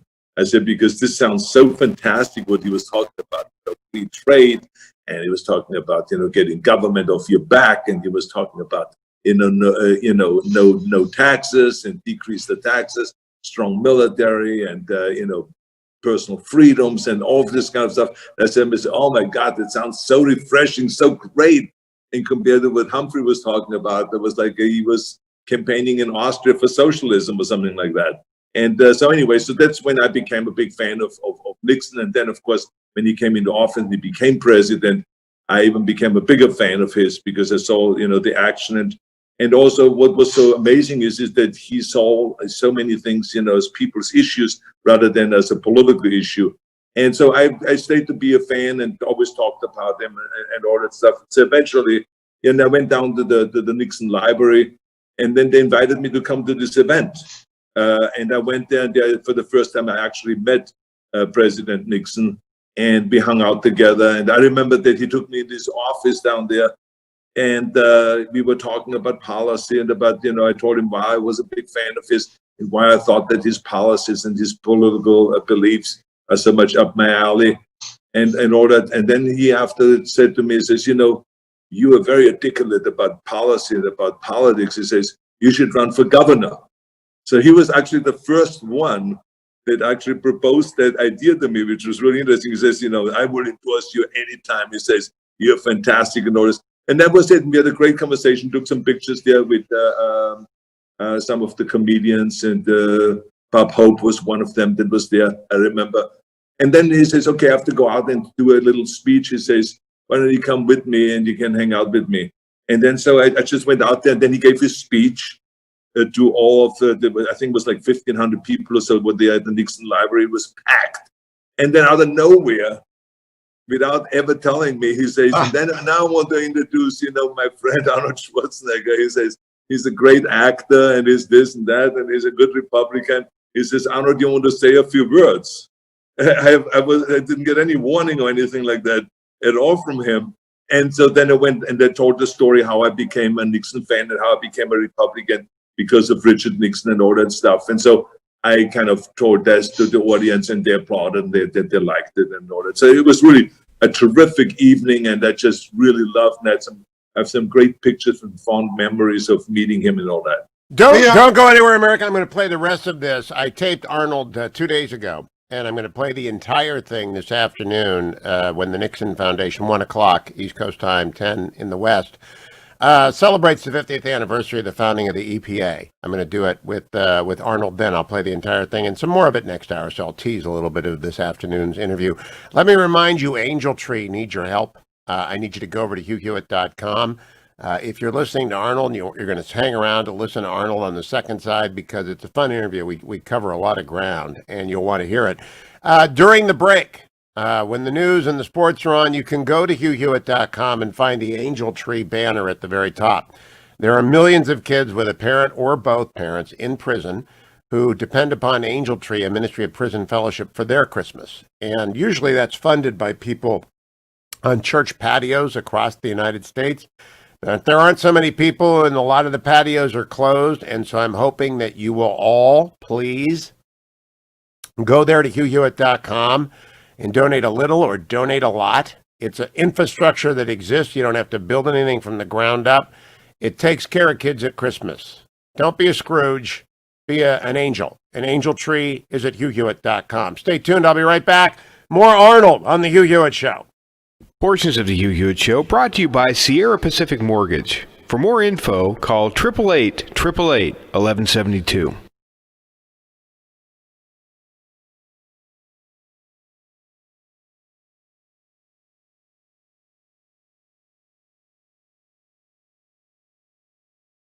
Trending now on The Charlie Kirk Show.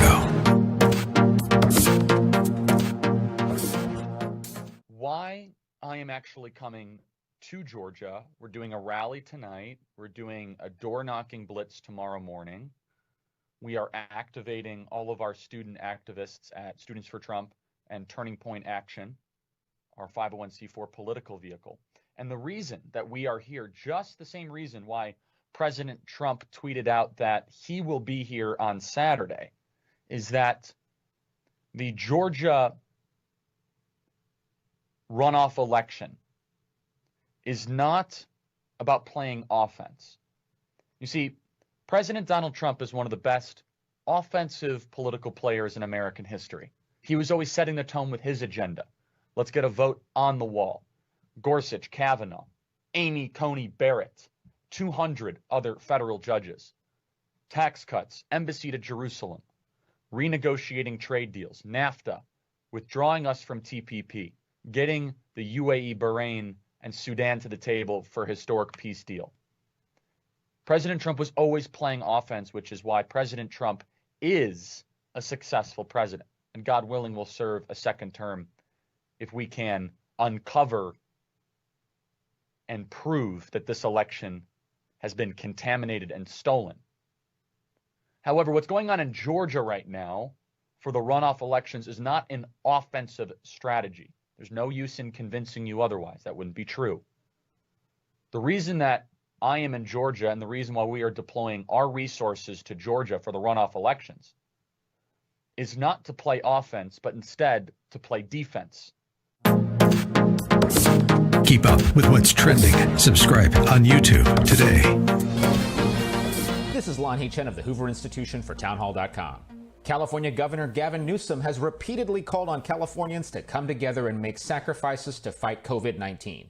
The request would have been better received if, at the same time, Governor Newsom wasn't off violating his own public health guidance by dining with a group of lobbyists at one of America's most posh restaurants, or sending his kids to a Sacramento private school in person while many California schools remain closed for in-person learning and millions of students slog their way through online classes. The problem with Newsom's hypocritical actions is that they undercut the very healthcare professionals and scientists whose advice he is asking Californians to follow.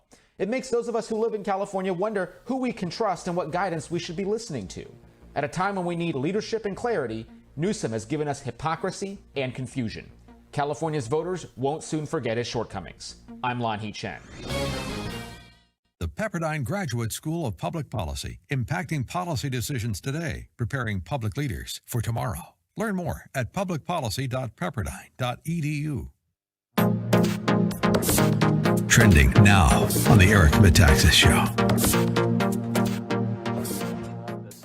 I think that they don't want it to be true. I think that there's a discomfort that will set in. There's almost a point of no going back as soon as you start to admit that there is this broad organized criminal network that probably stole this election. And I think a lot of people are kind of saying, look, 10 months ago, I was living a nice life. We had a great New Year's celebration. No one was wearing masks and everything was wonderful. Can we just go back to that? Maybe Joe Biden will get us back to that. And it's almost as if you start to talk about this, there is no going back to that. I think what you're saying is correct for your average person. What I don't understand is people that I would think of as on the right side, as heroic voices, have been quiet. The question is, why are they not speaking out about it? And again, I think there is a retreat saying that either we can't win the more we talk about it. I'm going to pay a big personal cost if I talk about it, which is a very big thing, Eric. The more that we've been talking about this, we've been suppressed by social media. We've gotten strikes by the big tech companies. You know, this is not exactly a topic or an issue that is lighthearted to talk about in the 6 o'clock news hour. This is serious stuff that involves criminal networks. This involves cover-ups. This involves the actual integrity of our elections. There is a group of people out there that are in power, you know, Senator McConnell and some of these other members of Congress, that they're okay if Trump loses. In fact, they're more powerful. Mitch McConnell becomes the pseudo-Republican president. Keep up with what's trending. Subscribe on YouTube today. Trending now on the Dennis Prager Show. We have more ICU beds today than we did yesterday. We're at 88% capacity filled in our current configuration. Normally, we run at 97% in most years, so we've actually been low this year, most of the year, because we've had so much less volume in the hospitals. And versus our surge capacity plan, we're only running at about a little more than 50% of our surge capacity plan, which we can implement within hours to increase our capacity in the ICUs. Oh, so we have so that's tons of extra interesting. I was capacity. always wondering about that, Doctor. You can under emergency conditions, increase ICU capacity? Yes. If you have the equipment and personnel reserved and able to swap what they're doing, you can do so, as well as the space. And we've had, it was tight in March and April to do such a thing, but we've been prepared. I mean, this is our job, right? You're supposed to be able to trust us to be able to get the resources and organization together to manage situations that arise like this, and we have the flexible capacity to do so. The people coming in, I keep reading more hospitalizations than ever, double the number of hospitalizations. How long is someone on average hospitalized with COVID? So there's kind of, I think the best way to look at it is that there are two groups of people coming in that are getting hospitalized. There are people that are going to do well and they're going to survive the illness, but they need oxygen at home because their oxygen levels drop, and otherwise they're okay. Keep up with what's trending. Subscribe on YouTube today. Trending now on The Mike Gallagher Show.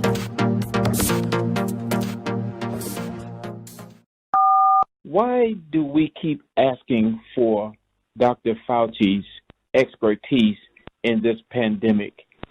He's been inconsistent and wrong from the start. Yeah, that's what Kennedy said last night on Fox Business Network. She had a pretty a scathing reaction to Fauci saying close the bars but open schools. We've been foisted. First, no masks, now masks. Then, no school, now school. Pick a damn lane while you still have a job, Fauci. In the meantime, you can either politely force New York City Mayor Bill de Blasio to open all schools, or, Anthony, come watch my kids a couple days a week. Good luck keeping the dog off the bed. He has a soft spot for Taco Bell and Starbucks snowman cookies. And that's the memo. Yeah, that's quite a memo. Yeah, it's hard not to get discouraged and confused about how they're going to handle, for example, implementing the vaccine. I was talking to my pal Mark Davis this morning about, he took an online poll. It was so funny. We had such an interesting, one of my greatest friends in the world, and Mark did a Twitter poll asking, of the three options when the vaccines start rolling out within weeks, God willing, are you going to be one, first in line, as soon as you can get it, you'll get it. Two, you'll take a wait and see approach before you get the vaccine. Or three, heck no, I'm not getting the vaccine. And Mark starts reading the numbers to me. 70% voted for 2 and 3. Keep up.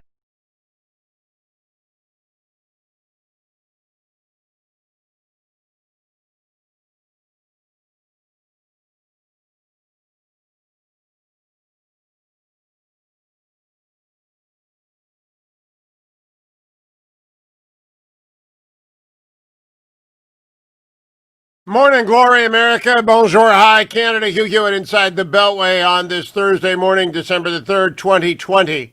Today marks the 50th anniversary. It was 50 years ago that Richard Nixon created the EPA. And there's a big celebration at the Nixon Library in Yorba Linda today, virtually. We will be joined by Andrew Wheeler, who is the current EPA administrator. Virtually, we'll be joined by former Administrator Riley, former Administrator Christine Todd Whitman, former Assistant Administrator for Enforcement Jim Strzok, who is also the Cal EPA head, myself. I used to be on the Air Quality Management District in Southern California. Lots going on, but the highlight of it is a conversation that I've done with Arnold, bits of which I'm playing for you now. Arnold, of course, being Arnold Schwarzenegger, the Green Governor. And here is where I left you last hour talking to Arnold. Well, you know, I was backstage for all that. I remember it happening, but I was backstage. I did watch, in order to prepare for the interview, your opening of the Schwarzenegger Institute at USC. When you said one of the principles of your administration was hire from either party, don't hire ideology, Richard Nixon's White House had a lot of Democrats in it. Patrick Moynihan, I mean, he had a lot of the spectrum of politics. When you staffed up, was that part of what was driving you to make sure everyone is represented in your administration? Well, I felt that his presidency was very successful because he was so kind of open-minded in that way, you know, that he, it was like, you know, I think that Lincoln was the first one that really hired, you know, to make part of his team, people that actually campaigned against him. And so I think that whole idea of really having a diverse group, people that maybe don't agree with you, but that give you a good insight of a different point of view, I think is very healthy and good. And I did, because of Richard Nixon, when I saw him doing that, I was always a believer that that's a good idea and to be inclusive. And that's what I did when I became governor then. I had Democrats there, I had declined to state people there, I had Republicans there. I mean, there was obviously a majority of Republicans, but there were a few of the Democrats there, and they were very helpful when we had discussions about various different issues to give me another point of view. And it especially was important for me to have women around me, because it's another thing. It's not just Republicans versus Democrats, but women think differently also than we do. And so I wanted to hear their point of view, how they look at the issues. And so I think so I had a really great input of having a female chief of staff and having an environmentalist that was a woman, you know, Bonnie Reese, and that was an expert in education that worked with me on those things from a woman's point of view on all of those things, and also from a man's point of view. Well, I knew the man's point of view and I knew the Republicans' point of view, but I needed also other different types of point of views. And Richard Nixon was a great inspiration in that area. Before I turn to the environmental legacy of President Nixon and you, behind me is my studio, and the map of Ohio is embedded in my my display because I'm from the Buckeye State. The Arnold Sports Festival was actually the canary in the mine for this country for COVID. It was the first thing I remember being canceled by Governor DeWine with your support. Do you hope that it will be back on the agenda for this spring in Columbus, Arnold Schwarzenegger? I hope that the Arnold Classic Sports and Fitness Festival will be back. If it will be back exactly in beginning of March, or if we would delay it a few months, we don't know yet, because we don't know yet what's going to happen with the coronavirus and what effect it's going to have when we get the vaccine in orders. But Ohio has been a fantastic place for the World Championships in bodybuilding, and we have 88 sports activities there with over 22,000 athletes every year. So it was really, like you said, the coronavirus made us really reduce it down to just, you know, participants and spectators in the sports competitions, but not having the fitness expo anymore, which really attracts 250,000 people. But we're going to continue on. Ohio is a great place to hold those competitions. And we, of course, want to, you know, create a good balance to keep people safe, not to create an environment where we have large gatherings, but at the same time have the competition sometimes. So we just have to wait and see what the experts in Ohio say. When is it safe to do that, what we have planned to do. I just hope you keep it in the Buckeye State, Governor. Let's go to the environment. We're celebrating the 50th anniversary of EPA today. We've had Administrator Wheeler here. We've talked with former administrators before we talked with you. When you were governor, you became sort of the green governor. It surprised a lot of Republicans. I among them. I was living in California then, and I said, what is Arnold up to? I didn't know about the climate stuff. I didn't understand it. I'm not a climate denier. I just believe in the market. What was your agenda when it came to the climate issues that you championed when you were governor? I think that it has to do with what Richard Nixon and Ronald Reagan talked about. It was not so much about climate change, even though this was information that was given to me when I became governor. And I met with the scientists and with university leaders that you know, dealt with this subject. But to me, it was much more about smog and about pollution. And I remember Ronald Reagan created the Air Resources Board back in 1967, 68, because of pollution. He did not talk about climate change, and we didn't even know about those kind of things at that time. But it was pollution. They wanted to, he was a common sense kind of a man that said, look, I see pollution out there. I don't see a Republican pollution or Democratic pollution. I just see pollution. And I want to get rid of it. I think it's our responsibility to do something about it. And the same is with Richard Nixon. He felt the same way. Look, I go out to California. They have the oil spills. Remember that in 68, 69, they had the oil spills. And right after he became president, he came out here and he inspected the hugest oil spill out here. And I remember walking around on Venice Beach and having my feet always full of tar because of the oil spill and all this. And so he was concerned. It should show to you that he was concerned about, keeping the world clean, keeping this country clean, getting rid of fossil fuels, and fighting those kind of things that pollute our cities and our oceans and our country. And so to me, it was about that. It was, let's get rid of pollution, let's terminate pollution. And that a lot of times means, getting rid of fossil fuels and switching over to renewables and stuff like that. So it's more common sense things. And then, of course, later on, I got more and more into also the climate change, that we saw what effect it's going to have in the future. And so, but it was, remarkable of how advanced, those guys were, like Ronald Reagan and Richard Nixon. I mean, Richard Nixon on a national level, if you think about it, we have already in 1971 to celebrate Earth Week. I mean, most people say that the important thing that you're doing this program today is that people have to really learn a little bit about the history, because most people, they remember Nixon, for Watergate. But this was, to me, what I remember Nixon for is those kind of unbelievable, powerful visions that he had back in 1970 already, when he gave the State of the Union address. And he talked about, this, so eloquently about how we have to have 50% more success in the next 10 years. But he says we cannot do it and be successful and, ruin our environment. And we have to make sure that 10 years from now, president doesn't stand here and say we got 50% more successful, but, we polluted the air, we polluted the water, and, and people got kind of, overwhelmed with the noise pollution and all of this kind of thing. We got to protect all of that. And he even said, that pollution will have there's a price tag on pollution. So he was like the first one to talk about those kind of things. Today, only Bernie Sanders maybe talks about this, but this is like wild to hear him talk about those things. And I've listened to the speeches, I've read the speeches, and I think it's important for people to know the extraordinary work that he did and how he sent the country in the right path, and talked about the vision 50 years ago. 50 years ago. Today, you can literally have this speech. If I would deliver this speech, let's say with my own beginning, and then I will continue on with the Nixon speech, I tell you, there will be no one that would say, well, wait a minute, this is an old speech.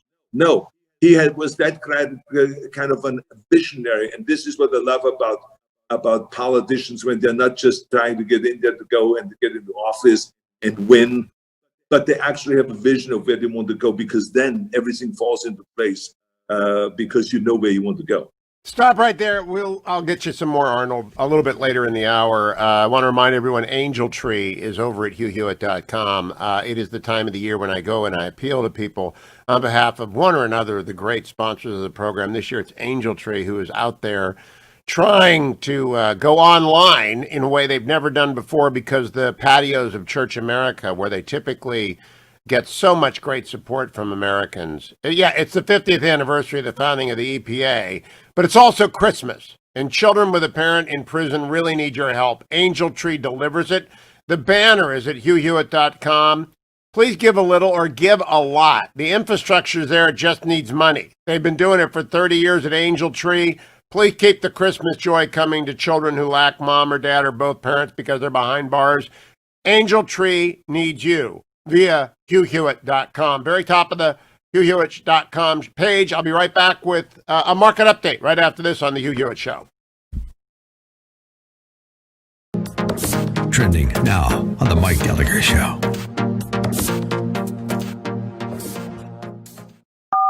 Why do we keep asking for Dr. Fauci's expertise in this pandemic? He's been inconsistent and wrong from the start. Yeah, that's what Kennedy said last night on Fox Business Network. She had a pretty a scathing reaction to Fauci, saying close the bars but open schools. We've been foisted. First, no masks, now masks. Then, no school, now school. Pick a damn lane while you still have a job, Fauci. In the meantime, you can either politely force New York City Mayor Bill de Blasio to open all schools, or, Anthony, come watch my kids a couple days a week. Good luck keeping the dog off the bed. He has a soft spot for Taco Bell and Starbucks snowman cookies. And that's the memo. Yeah, that's quite a memo. Yeah, it's hard not to get discouraged and confused about how they're going to handle, for example, implementing the vaccine. I was talking to my pal Mark Davis this morning about, he took an online poll. It was so funny. We had such an interesting, one of my greatest friends in the world, and Mark did a Twitter poll asking, of the three options when the vaccines start rolling out within weeks, God willing, are you going to be one, first in line, as soon as you can get it, you'll get it. Two, you'll take a wait and see approach before you get the vaccine. Or three, heck no, I'm not getting the vaccine. And Mark starts reading the numbers to me. 70% voted for 2 and 3. Keep up with what's trending. Subscribe on YouTube today. This is Lon Chen of the Hoover Institution for townhall.com. California Governor Gavin Newsom has repeatedly called on Californians to come together and make sacrifices to fight COVID-19. The request would have been better received if, at the same time, Governor Newsom wasn't off violating his own public health guidance by dining with a group of lobbyists at one of America's most posh restaurants, or sending his kids to a Sacramento private school in person while many California schools remain closed for in-person learning and millions of students slog their way through online classes. The problem with Newsom's hypocritical actions is that they undercut the very healthcare professionals and scientists whose advice he is asking Californians to follow. It makes those of us who live in California wonder who we can trust and what guidance we should be listening to. At a time when we need leadership and clarity, Newsom has given us hypocrisy and confusion. California's voters won't soon forget his shortcomings. I'm Lon Chen. The Pepperdine Graduate School of Public Policy, impacting policy decisions today, preparing public leaders for tomorrow. Learn more at publicpolicy.pepperdine.edu. Trending now on The Larry Elder Show. Sally, can we start with this Johns Hopkins thing? Now, from what I can tell, the study comes out, and this researcher, she appears to have really good credentials, says, look, when you look at all deaths in America, there really hasn't been a spike because for whatever reason, the number of people attributed to having died from heart attacks or strokes has been added to the number of people that have died from COVID-19. So the overall number really isn't that much different. And then a couple of days later, Johns Hopkins puts out a statement, Sally, and says, I'm sorry, wrong, we retract this. What's going on? Well, I like to say, it's an old saying, statistics are a lot like sausages. You like them a whole lot better if you don't know what went into them. And I think, this is the case with COVID. Larry, there only have been, 274,000 deaths in the U.S. From COVID out of a total number of almost 2 million. But, only 6% of the people have died from the COVID alone. The rest of the people had a comorbidity rate of 2.6. A lot of these people that, died, 85% are over age 65. They were in nursing homes. A lot of them had heart issues, stroke issues, cancer issues. So I think the author, Genevieve Bryant, did a very good job of really telling the truth, just like Scott Atlas, in many cases, who just resigned as the president's advisor.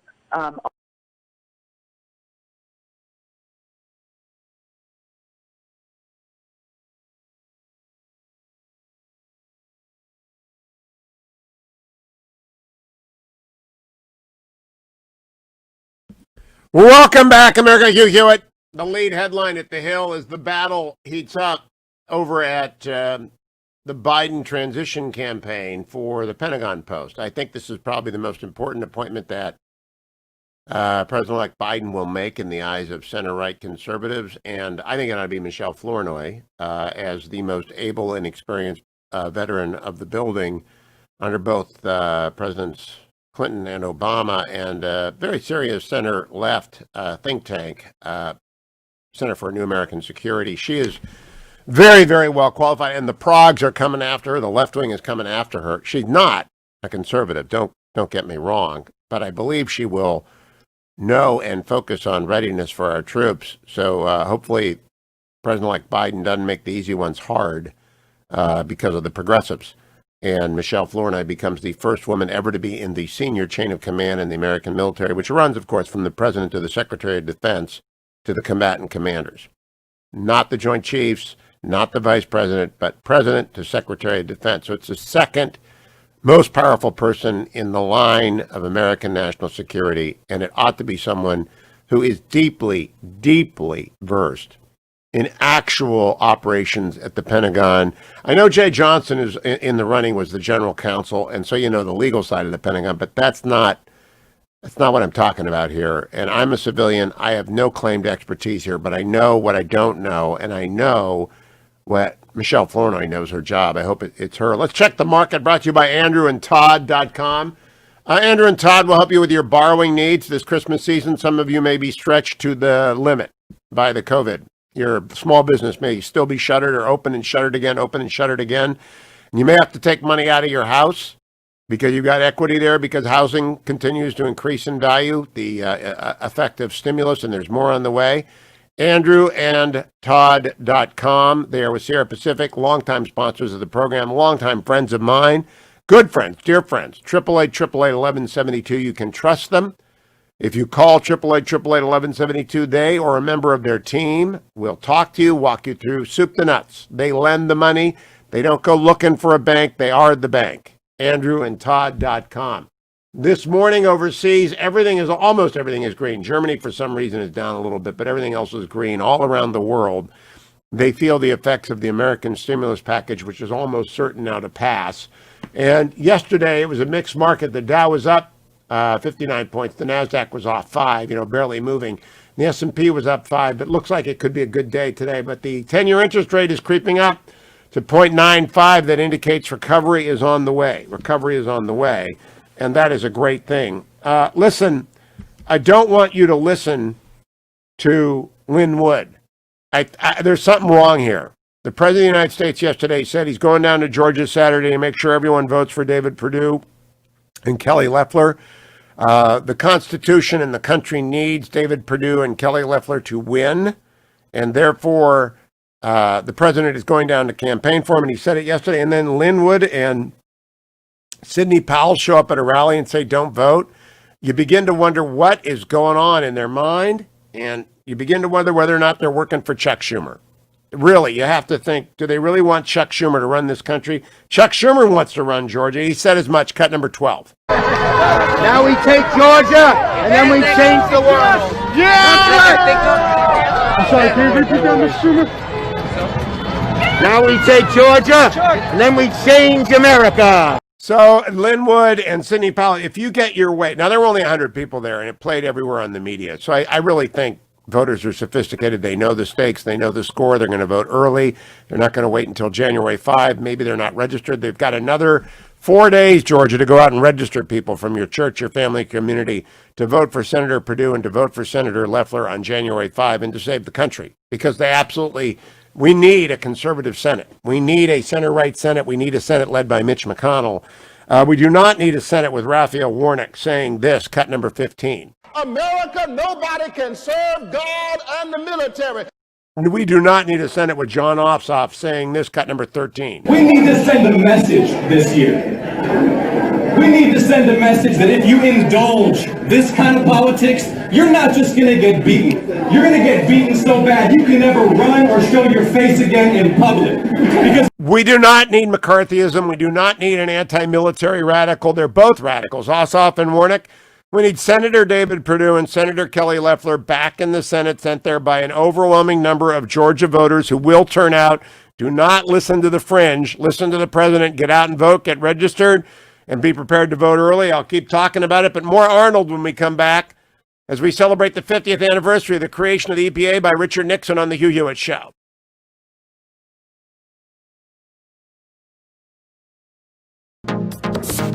Trending now on The Larry Elder Show. Sally, can we start with this Johns Hopkins thing? Now, from what I can tell, the study comes out, and this researcher, she appears to have really good credentials, says, look, when you look at all deaths in America, there really hasn't been a spike because for whatever reason, the number of people attributed to having died from heart attacks or strokes has been added to the number of people that have died from COVID-19. So the overall number really isn't that much different. And then a couple of days later, Johns Hopkins puts out a statement, Sally, and says, I'm sorry, wrong, we retract this. What's going on? Well, I like to say, it's an old saying, statistics are a lot like work with sausages. the You like fossil them a fuel whole lot better companies if you don't know what and went do into it them. in a sensible And I way. think, this is the case with COVID. Larry, there only have been, 274,000 deaths in the U.S. From COVID out of a total number of almost 2 million. But, only 6% of the people have died from the COVID alone. The rest of the people had a comorbidity rate of 2.6. It'll be interesting, Governor, when she gets here died, and takes over that agency, whether they were in nursing homes. A lot of them had heart issues, stroke issues. Not she'll be concerned about the so I think, flip side, which I I'll think come back to. The author, Genevieve President Nixon's key did a very good job of really telling the truth, just like Scott Atlas, in many cases, who just resigned as the president's advisor on the pandemic, had a lot of good information. But the mainstream media and public health officials seem to have the idea that they have to scare people to death and really come out with a lot of untruths when, a lot of the, lockdowns and things, are destroying our economy, destroying people's health. Look at this. Keep up with what's trending. Subscribe on YouTube today. Trending now on The Dennis Prager Show. In the front line at a major hospital in Houston, emergency room physician. I tell you, I can't get over the story. I didn't know it. The man got COVID, so he said, I don't have to wear a mask. This is South Dakota, no less. What group fired him? What was the group? Sanford Health. He ran the healthcare system. He waited a long period of time. COVID's generally a 3-week illness. He waited, I think, months after he clearly no longer had the illness before stopping wearing a mask. But they fired him because he wasn't wearing a mask, because they said it sent the wrong message. I don't know how that sends the wrong message. When you've already had coronavirus, I think it sends a message that you follow science. Do you have any thoughts on the vaccine? Yes. I think there's two categories of vaccination. The flu vaccine, it, has variable effects every year, right? Sometimes it's really effective. Sometimes it's not very effective. And then there's all those vaccines that you get as a kid that are great. You take them over a period of time when you're a child and you're immune for the rest of your life. The new vaccines that are coming out are really, really good, it looks like. The Pfizer vaccine and the Moderna vaccine look like they're outstandingly effective. And I'm going to get vaccinated, I think, later this month, is what I'm told. So I think that people should go out and get the vaccination. And I think we should thank our lucky stars that we had, if I may be so bold, had the president we had to get rid of all the regulations to enable this vaccination to come out 5 times faster than any vaccine in the history of vaccination. It's really astonishing. The president's work was great. The policy work was outstanding. And, of course, the scientists that worked so hard to create this vaccine and tried out a number of others that didn't work out are heroes. Keep up with what's trending. Subscribe on YouTube today. Trending now on The Mike Gallagher Show. You ignore the rage, the anger, the frustration that Americans are feeling right now. You do it at your own peril. You shouldn't do it. You should not belittle or demean the people who are furious at the outcome, not because they believe that Trump legitimately lost. John Daniel Davidson wrote an article about this at The Federalist, talking about the surge of columns and posts asserting that Republicans and Trump supporters are completely bonkers, have lost touch with reality. After 4 years, he says, of marinating in falsehoods and disinformation, a term that really just means information I don't like, Trump's backers are all turned around, they tell us. They believe much that isn't so. David Brooks of the New York Times explains that these poor saps, most of whom he says are uneducated, uncredentialed people who don't live in prosperous cities, have retreated to conspiracy theories to explain their misfortune and unhappiness. People in this precarious state, he writes, are going to demand stories that will both explain their distrust back to them and also enclose them within a safe community of believers. Over at the New Yorker, the editor there, David Wren,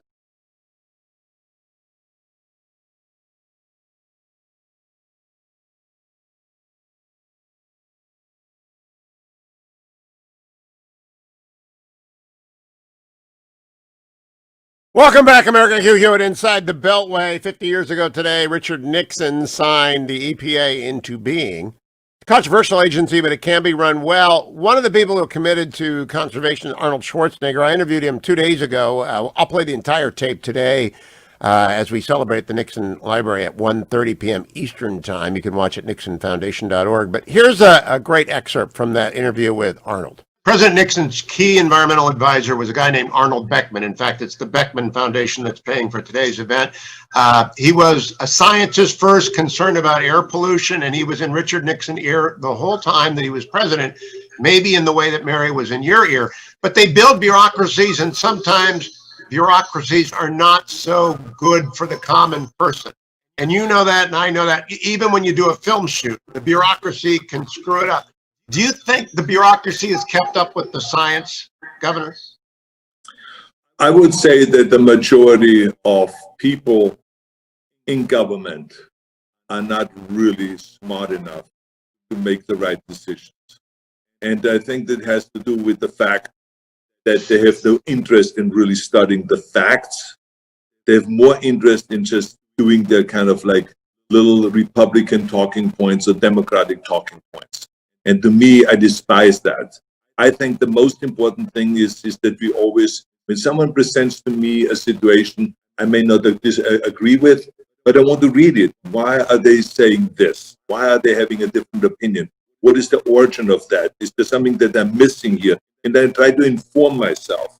And because inquiring minds need to know everything. And so I just feel like today it's all about just, how do we go and win a race, and how do we go and make things political? And it is really not helping this country at all, because we now gotten to a point it got so political that when I said, for instance, to give you an example, I said, I'm 73 years old. I'm going to start eating less meat. I'm not going to stop eating meat, but I'm just going to eat less. I'm going to 80% be vegan. Then they said, oh, come on now. You're becoming more and more liberal. I said, wait a minute. This is what the doctor is telling me. He didn't say, I want you to change from a Republican to a Democrat and to be a liberal and therefore change your diet. No, that's not what he said. He says, Arnold, he says, you're doing a great job with your cardiovascular system. In order to keep it up, when you get older, what happens is the arteries get clogged. It's better when you go on a good, sound diet, and you should eat less meat. Can you do that? And I said, yeah, I'm going to do that. As a matter of fact, Jim Cameron told me about that, and other people told me about it. Great athletes told me about it, that they become full vegan. I can never be full vegan because I always have to have my Wiener Schnitzel when I go to Austria, and I have to have my turkey dinner when it's Thanksgiving and all this stuff. But throughout the year, I will eat 80% less meat. And they thought that I became a liberal. So, it's the same thing with the environment. How can you go and say this is a liberal idea when, as I said, there is no Democratic air and there's no Republican air. We all breathe the same air, and there's no Democratic water or Republican water. We all drink the same water. So let's clean the water. Let's do everything that we can in our power to keep our water clean, so we don't have to worry about when we turn on the faucet that maybe it's polluted water coming out. Yeah, at the last Republican debate in 2016, I was one of the panelists, Governor, and it was Donald Trump, Marco Rubio, Ted Cruz, and John Kasich, your friend John and my friend John Kasich. And in the green room when we were preparing for the debate, one of our panelists wanted to ask about global warming, and I said, I will tell you what each of them will say. It's a canned set of talking points. They insisted on asking it. They got the talking points. I think we're stuck on talking points now. Do you see any way out of that? Because there is one set of air that we breathe. It's not red and blue air, it's air. But there is a talking point, just absolute deadlock. Yeah, but I think that the key thing is that Republicans feel uncomfortable with the idea of global climate change. They don't like to use that word. And I said to John Kasich and to others, I said, don't use that word. You don't have to use that word. As if that is a sticking point, and if that makes you feel uncomfortable, talk about pollution. That's what Nixon talked about. Nixon didn't talk about climate change. Nixon talked about pollution. He says, let us go. I say everyone will be on board with you. And I think that's an important thing for the Republican Party in the future. Because you got in California, I've seen it firsthand, how the Republican Party has lost women by the droves because they did not address what were considered issues that women were more concerned about than guys, because women are, the ones, the creators of the family and the protectors of the family and protectors of health and all this. So they were interested in California here about pollution. They were concerned about healthcare. They were concerned about education. And the Republican Party in California didn't address those issues and really were aggressively out there to take that off the table of the Democrats and make it their kind of a thing. And so they lost there for a lot. And I'm just worried about this what's going to happen nationwide when the Republican Party does not address those very important issues that are people's issues and shouldn't be political issues. So I would just say to Republicans, in order to just not say I caved in or anything like that, to just say, look, I don't believe in this global climate change, but I do want to get rid of the pollution. Governor, let me ask you, would you be willing to serve in a Biden administration? Look, my mother-in-law, Eunice Kennedy Shriver, told me a long time ago, never turn down a president. It doesn't matter what party he's from. So yes, absolutely I would. And I already made it very clear to the Biden administration that I am not looking for a job or anything like this, but that I am more than happy to help any way I can, because I want, and that's the bottom line. So well, would you be willing to help by running for Senate in 2022? Senator Harris is going to be Vice President Harris. They're going to have a special election in 2022. What about Arnold for Senate? Well, I tell you one thing. I have in this coming year, I've already signed an agreement to do a TV series, which is kind of like a True Lies TV series about being a spy, a super spy with some comedy and action and all that stuff, which I'm really looking forward to. So I'm not looking for another political job or anything like that. What I'm looking for basically is just to be helpful. That's why we created the Schwarzenegger Institute, and to have symposiums there, and to have, kind of gatherings where the brightest minds come together and talk about those very important issues. If it is pollution, if it is healthcare, universal healthcare, or if it is political, reform, or if it is immigration reform, any of those kind of issues we discussed there, or equality in America, which is another very important issue that I think needs to be addressed. So these are the kind of things I'm interested in, and I just want to really use my celebrity power to further those kind of issues, rather than really furthering anything that has to do with politics. But it's issues, it's policies. Sometimes politics gets in the way of really good policy. Well, now independents can actually run statewide, Governor, and it's a jungle primary. It's whoever comes in first and second. Have any interest in the Senate at all? That was not a no. That was, I'm busy in 2021. That wasn't anything about 2022. No, I have no interest in running for Senate or running for anything as far as that goes. Wrong answer, Governor, but okay. Tell us a little bit about the future ahead for the movies for you. I see Conan is in production. I hope they'll make you the Red Skull in the Marvel Universe. There are lots of things you could do. What are you going to do besides the TV show? I'm doing the TV show. I'm doing an animated, right now, we are putting together an animated TV show, a TV series, which is for kids, where it's a superhero kindergarten. It's kind of like the idea of Kindergarten Cop, the movie that I did that was highly successful, but making it like where the kids becoming in the future superheroes like the Batmans and the Supermans and Superwomen and all of this kind of Thor and all of this. And so now they're like 5 years old, and I have to teach them how to use their powers for something good rather than for something evil. And there's, of course, evil forces out there that do the same thing, but to make the kids evil and all this. And there's confrontations and there's battles and all this. It says really a lot of fun. So I'm doing the voiceover for it every week. I'm sitting there and I'm working with the animators. We do the voiceover for that. And it's basically my character from Kindergarten Cop that is teaching this. And I was an kind of a superhero myself, now retired, and I'm the teacher of those kindergarten kids that have superpowers. That's a good concept. Well, now let me close on politics. Richard Nixon, Ronald Reagan, Arnold Schwarzenegger, Pete Wilson, 4 governors, 3 governors and a president. Is the Republican Party in California dead? Well, potentially no. Potentially, I think that it has, if there's good leadership there, they can really come back. But you have to address the issue that they're facing California. And I think the Californian people are just an interesting mix of people. And I found out when I was governor, which means that they can be very, very conservative in some ways, like, for instance, voting for capital punishment.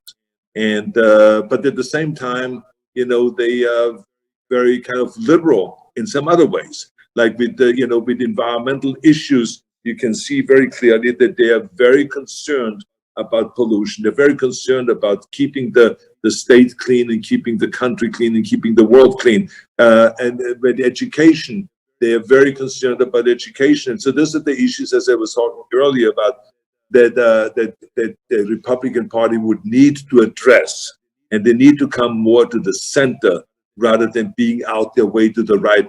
It's perfectly fine to be to the right.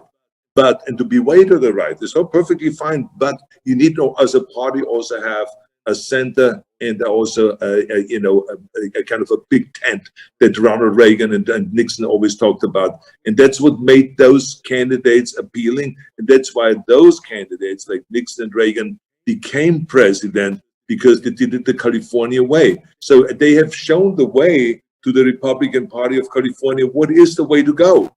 But they, believe me, when I talked to Ronald Reagan, he told me he fought with the Republican Party. When I talked to Nancy Reagan, she said, "Oh my God, those guys were such lunatics. They fought with the Republican Party." She had a kind of her own opinion about it.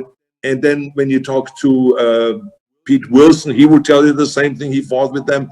And when you talk to Richard Nixon, I'm sure he fought with them. I didn't talk to him about that subject, but. And every one of those guys had their own little problems with the party because they were so extreme, and that's not California. And so you will lose. And that's why you see now that the Democrats have an absolute majority, and in Sacramento. And it's a shame because it does not serve the state well when you have an absolute majority. As a matter of fact, it doesn't even serve the state well when you have a majority that much.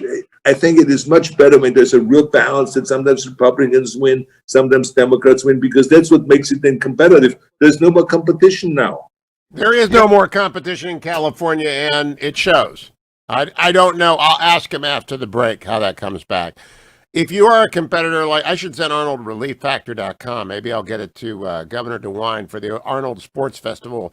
If you're listening on 98.9, you're just hearing Arnold. He was very optimistic earlier in my conversation with him about the return of the sports festival to Columbus. Maybe we'll get Relief Factor there as well.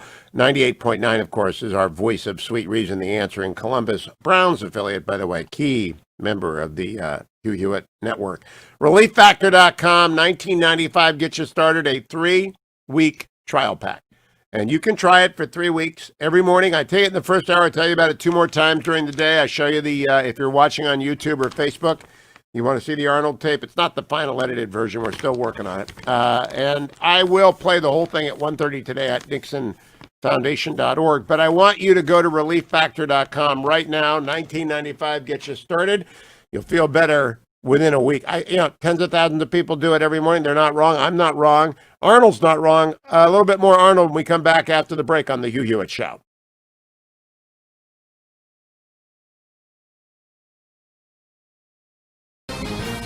This is Lon Chen of the Hoover Institution for townhall.com. California Governor Gavin Newsom has repeatedly called on Californians to come together and make sacrifices to fight COVID-19. The request would have been better received if, at the same time, Governor Newsom wasn't off violating his own public health guidance by dining with a group of lobbyists at one of America's most posh restaurants, or sending his kids to a Sacramento private school in person while many California schools remain closed for in-person learning and millions of students slog their way through online classes. The problem with Newsom's hypocritical actions is that they undercut the very healthcare professionals and scientists whose advice he is asking Californians to follow. It makes those of us who live in California wonder who we can trust and what guidance we should be listening to. At a time when we need leadership and clarity, Newsom has given us hypocrisy and confusion. California's voters won't soon forget his shortcomings. I'm Lon Chen. The Pepperdine Graduate School of Public Policy, impacting policy decisions today, preparing public leaders for tomorrow. Learn more at publicpolicy.pepperdine.edu. Trending now on the Eric Metaxas Show. I think that they don't want it to be true. I think that there's a discomfort that will set in. There's almost a point of no going back as soon as you start to admit that there is this broad organized criminal network that probably stole this election. And I think a lot of people are kind of saying, look, 10 months ago, I was living a nice life. We had a great New Year's celebration. No one was wearing masks and everything was wonderful. Can we just go back to that? Maybe Joe Biden will get us back to that. And it's almost as if you start to talk about this, there is no going back to that. I think what you're saying is correct for your average person. What I don't understand is people that I would think of as on the right side, as heroic voices, have been quiet. The question is, why are they not speaking out about it? And again, okay. I think there is a retreat saying that either we can't win the more we talk about it. I'm going to pay a big personal cost if I talk about it, which is a very big thing, Eric. The more that we've been talking about this, we've been suppressed by social media. We've gotten strikes by the big tech companies. You know, this is not exactly a topic or an issue that is lighthearted to talk about in the 6 o'clock news hour. This is serious stuff that involves criminal networks. This involves cover-ups. This involves the actual integrity of our elections. There is a group of people out there that are in power, you know, Senator McConnell and some of these other members of Congress, that they're okay if Trump loses. In fact, they're more powerful. Mitch McConnell becomes the pseudo-Republican president. Keep up with what's trending. Subscribe on YouTube today. Trending now on the Dennis Prager Show. We have more ICU beds today than we did yesterday. We're at 88% capacity filled in our current configuration. Normally, we run at 97% in most years, so we've actually been low this year.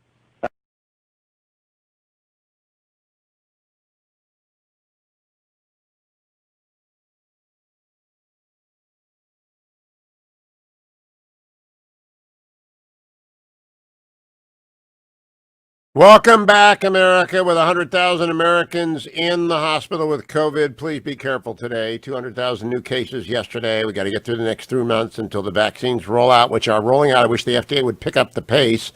England has already approved the Pfizer vaccine. I don't know why we have to wait in the United States longer than in England, but apparently we do. In any event, help is on the way. It'll be here soon. Here's the conclusion, or at least some of the conclusion of my interview with Arnold Schwarzenegger from 2 days ago. Yeah, Governor Newsom. And I know that competition is what creates excellence. Competition is what creates performance. And this is why we need competition in this state again, in order to get rid of some of this stupid dialogue that they have about tax increases and about doing this and that. Don't destroy the state. Let's keep it the way it is. Let's keep it stable. No, we don't need any more regulations. We don't need any more tax increases. We don't need any of that stuff. Let's just move forward. We're the #1 state in the union, but don't chase people out of the state. That's what's going on right now. That's what we have to be careful of. Let me close with this, Governor. There's a new exhibit at the Nixon Library, the President's Club, about how presidents always stay friendly with each other because they've been in the job. There's a Governor's Club, and you're in it. Pete's in it. Pete's a good friend of the library and of mine. And I kind of think Newsom's doing as good as he can. He accused you of becoming a Democrat, by the way. And when I was preparing for this interview, I said, I saw Gavin said Arnold's becoming a Democrat. I don't believe that. But I think he's doing the best he can with the virus. What do you think? I think that, first of all, I think Pete and myself, we felt, and Cherry Brown, we felt very honored that he reached out to us and asked us to be part of his team and to give him advice about how to move forward with the coronavirus notice. And so we had regular meetings with him and talk about all of those issues, what we think. And so I think that was very smart. I think he does as well as he can. Of course, his kind of debacle that he had at the French Laundry didn't help him at all, because it makes it look like, well, you're telling us what to do, but then you go ahead and do whatever you want. And that's the big problem that has been the case with a lot of politicians, as you know, that they fall into this trap, in like Nancy Pelosi going to get her hair done without a mask or without anything, when she tells everyone to wear a mask and to go and to stay 6 feet apart and all this stuff. So, I mean, you got to be very careful about that when you want to be a leader. But those things happen. They happen to me. They happen to other people. And so I don't even look at that as kind of a big issue. I think it's just important to clean that up. And but I think we have to, be buckled down. I think that we have, until the vaccine comes out and then slowly gets distributed, we have to do everything we can to protect lives.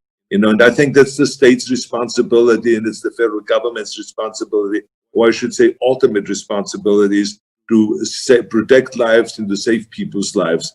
And that's what he's trying to do. And it's very tough to please everybody, because there's always those maniacs out there that say, well, I want to have my personal right, and someone is trying to take my right away. No, you don't have your personal right. As soon as you affect someone else's lives by giving someone else a coronavirus, and that person may die, from that point on, you don't have the right to do whatever you want. It's the same thing like a stop sign. We have a stop sign there because we want you to stop, because if you run through the stop sign, you can kill somebody. So you don't have the right to just go through and do whatever you want. And it's like, to be considerate to other people. It's selfish to other people. It's selfish to just think about yourself and about your rights and all this stuff.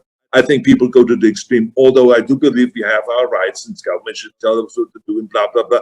But in this case, it affects other people. So we do have to buckle down, and we do have to be more considerate towards other people.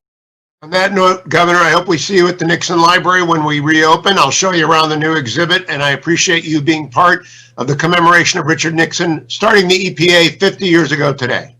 With great pleasure, I did this interview, and I'm telling you, I urge all of you to go out and to tell the world about how great Richard Nixon was, and what great policies he implemented, and what a great belief and what a future thinking kind of a president, what a visionary he really was in so many areas.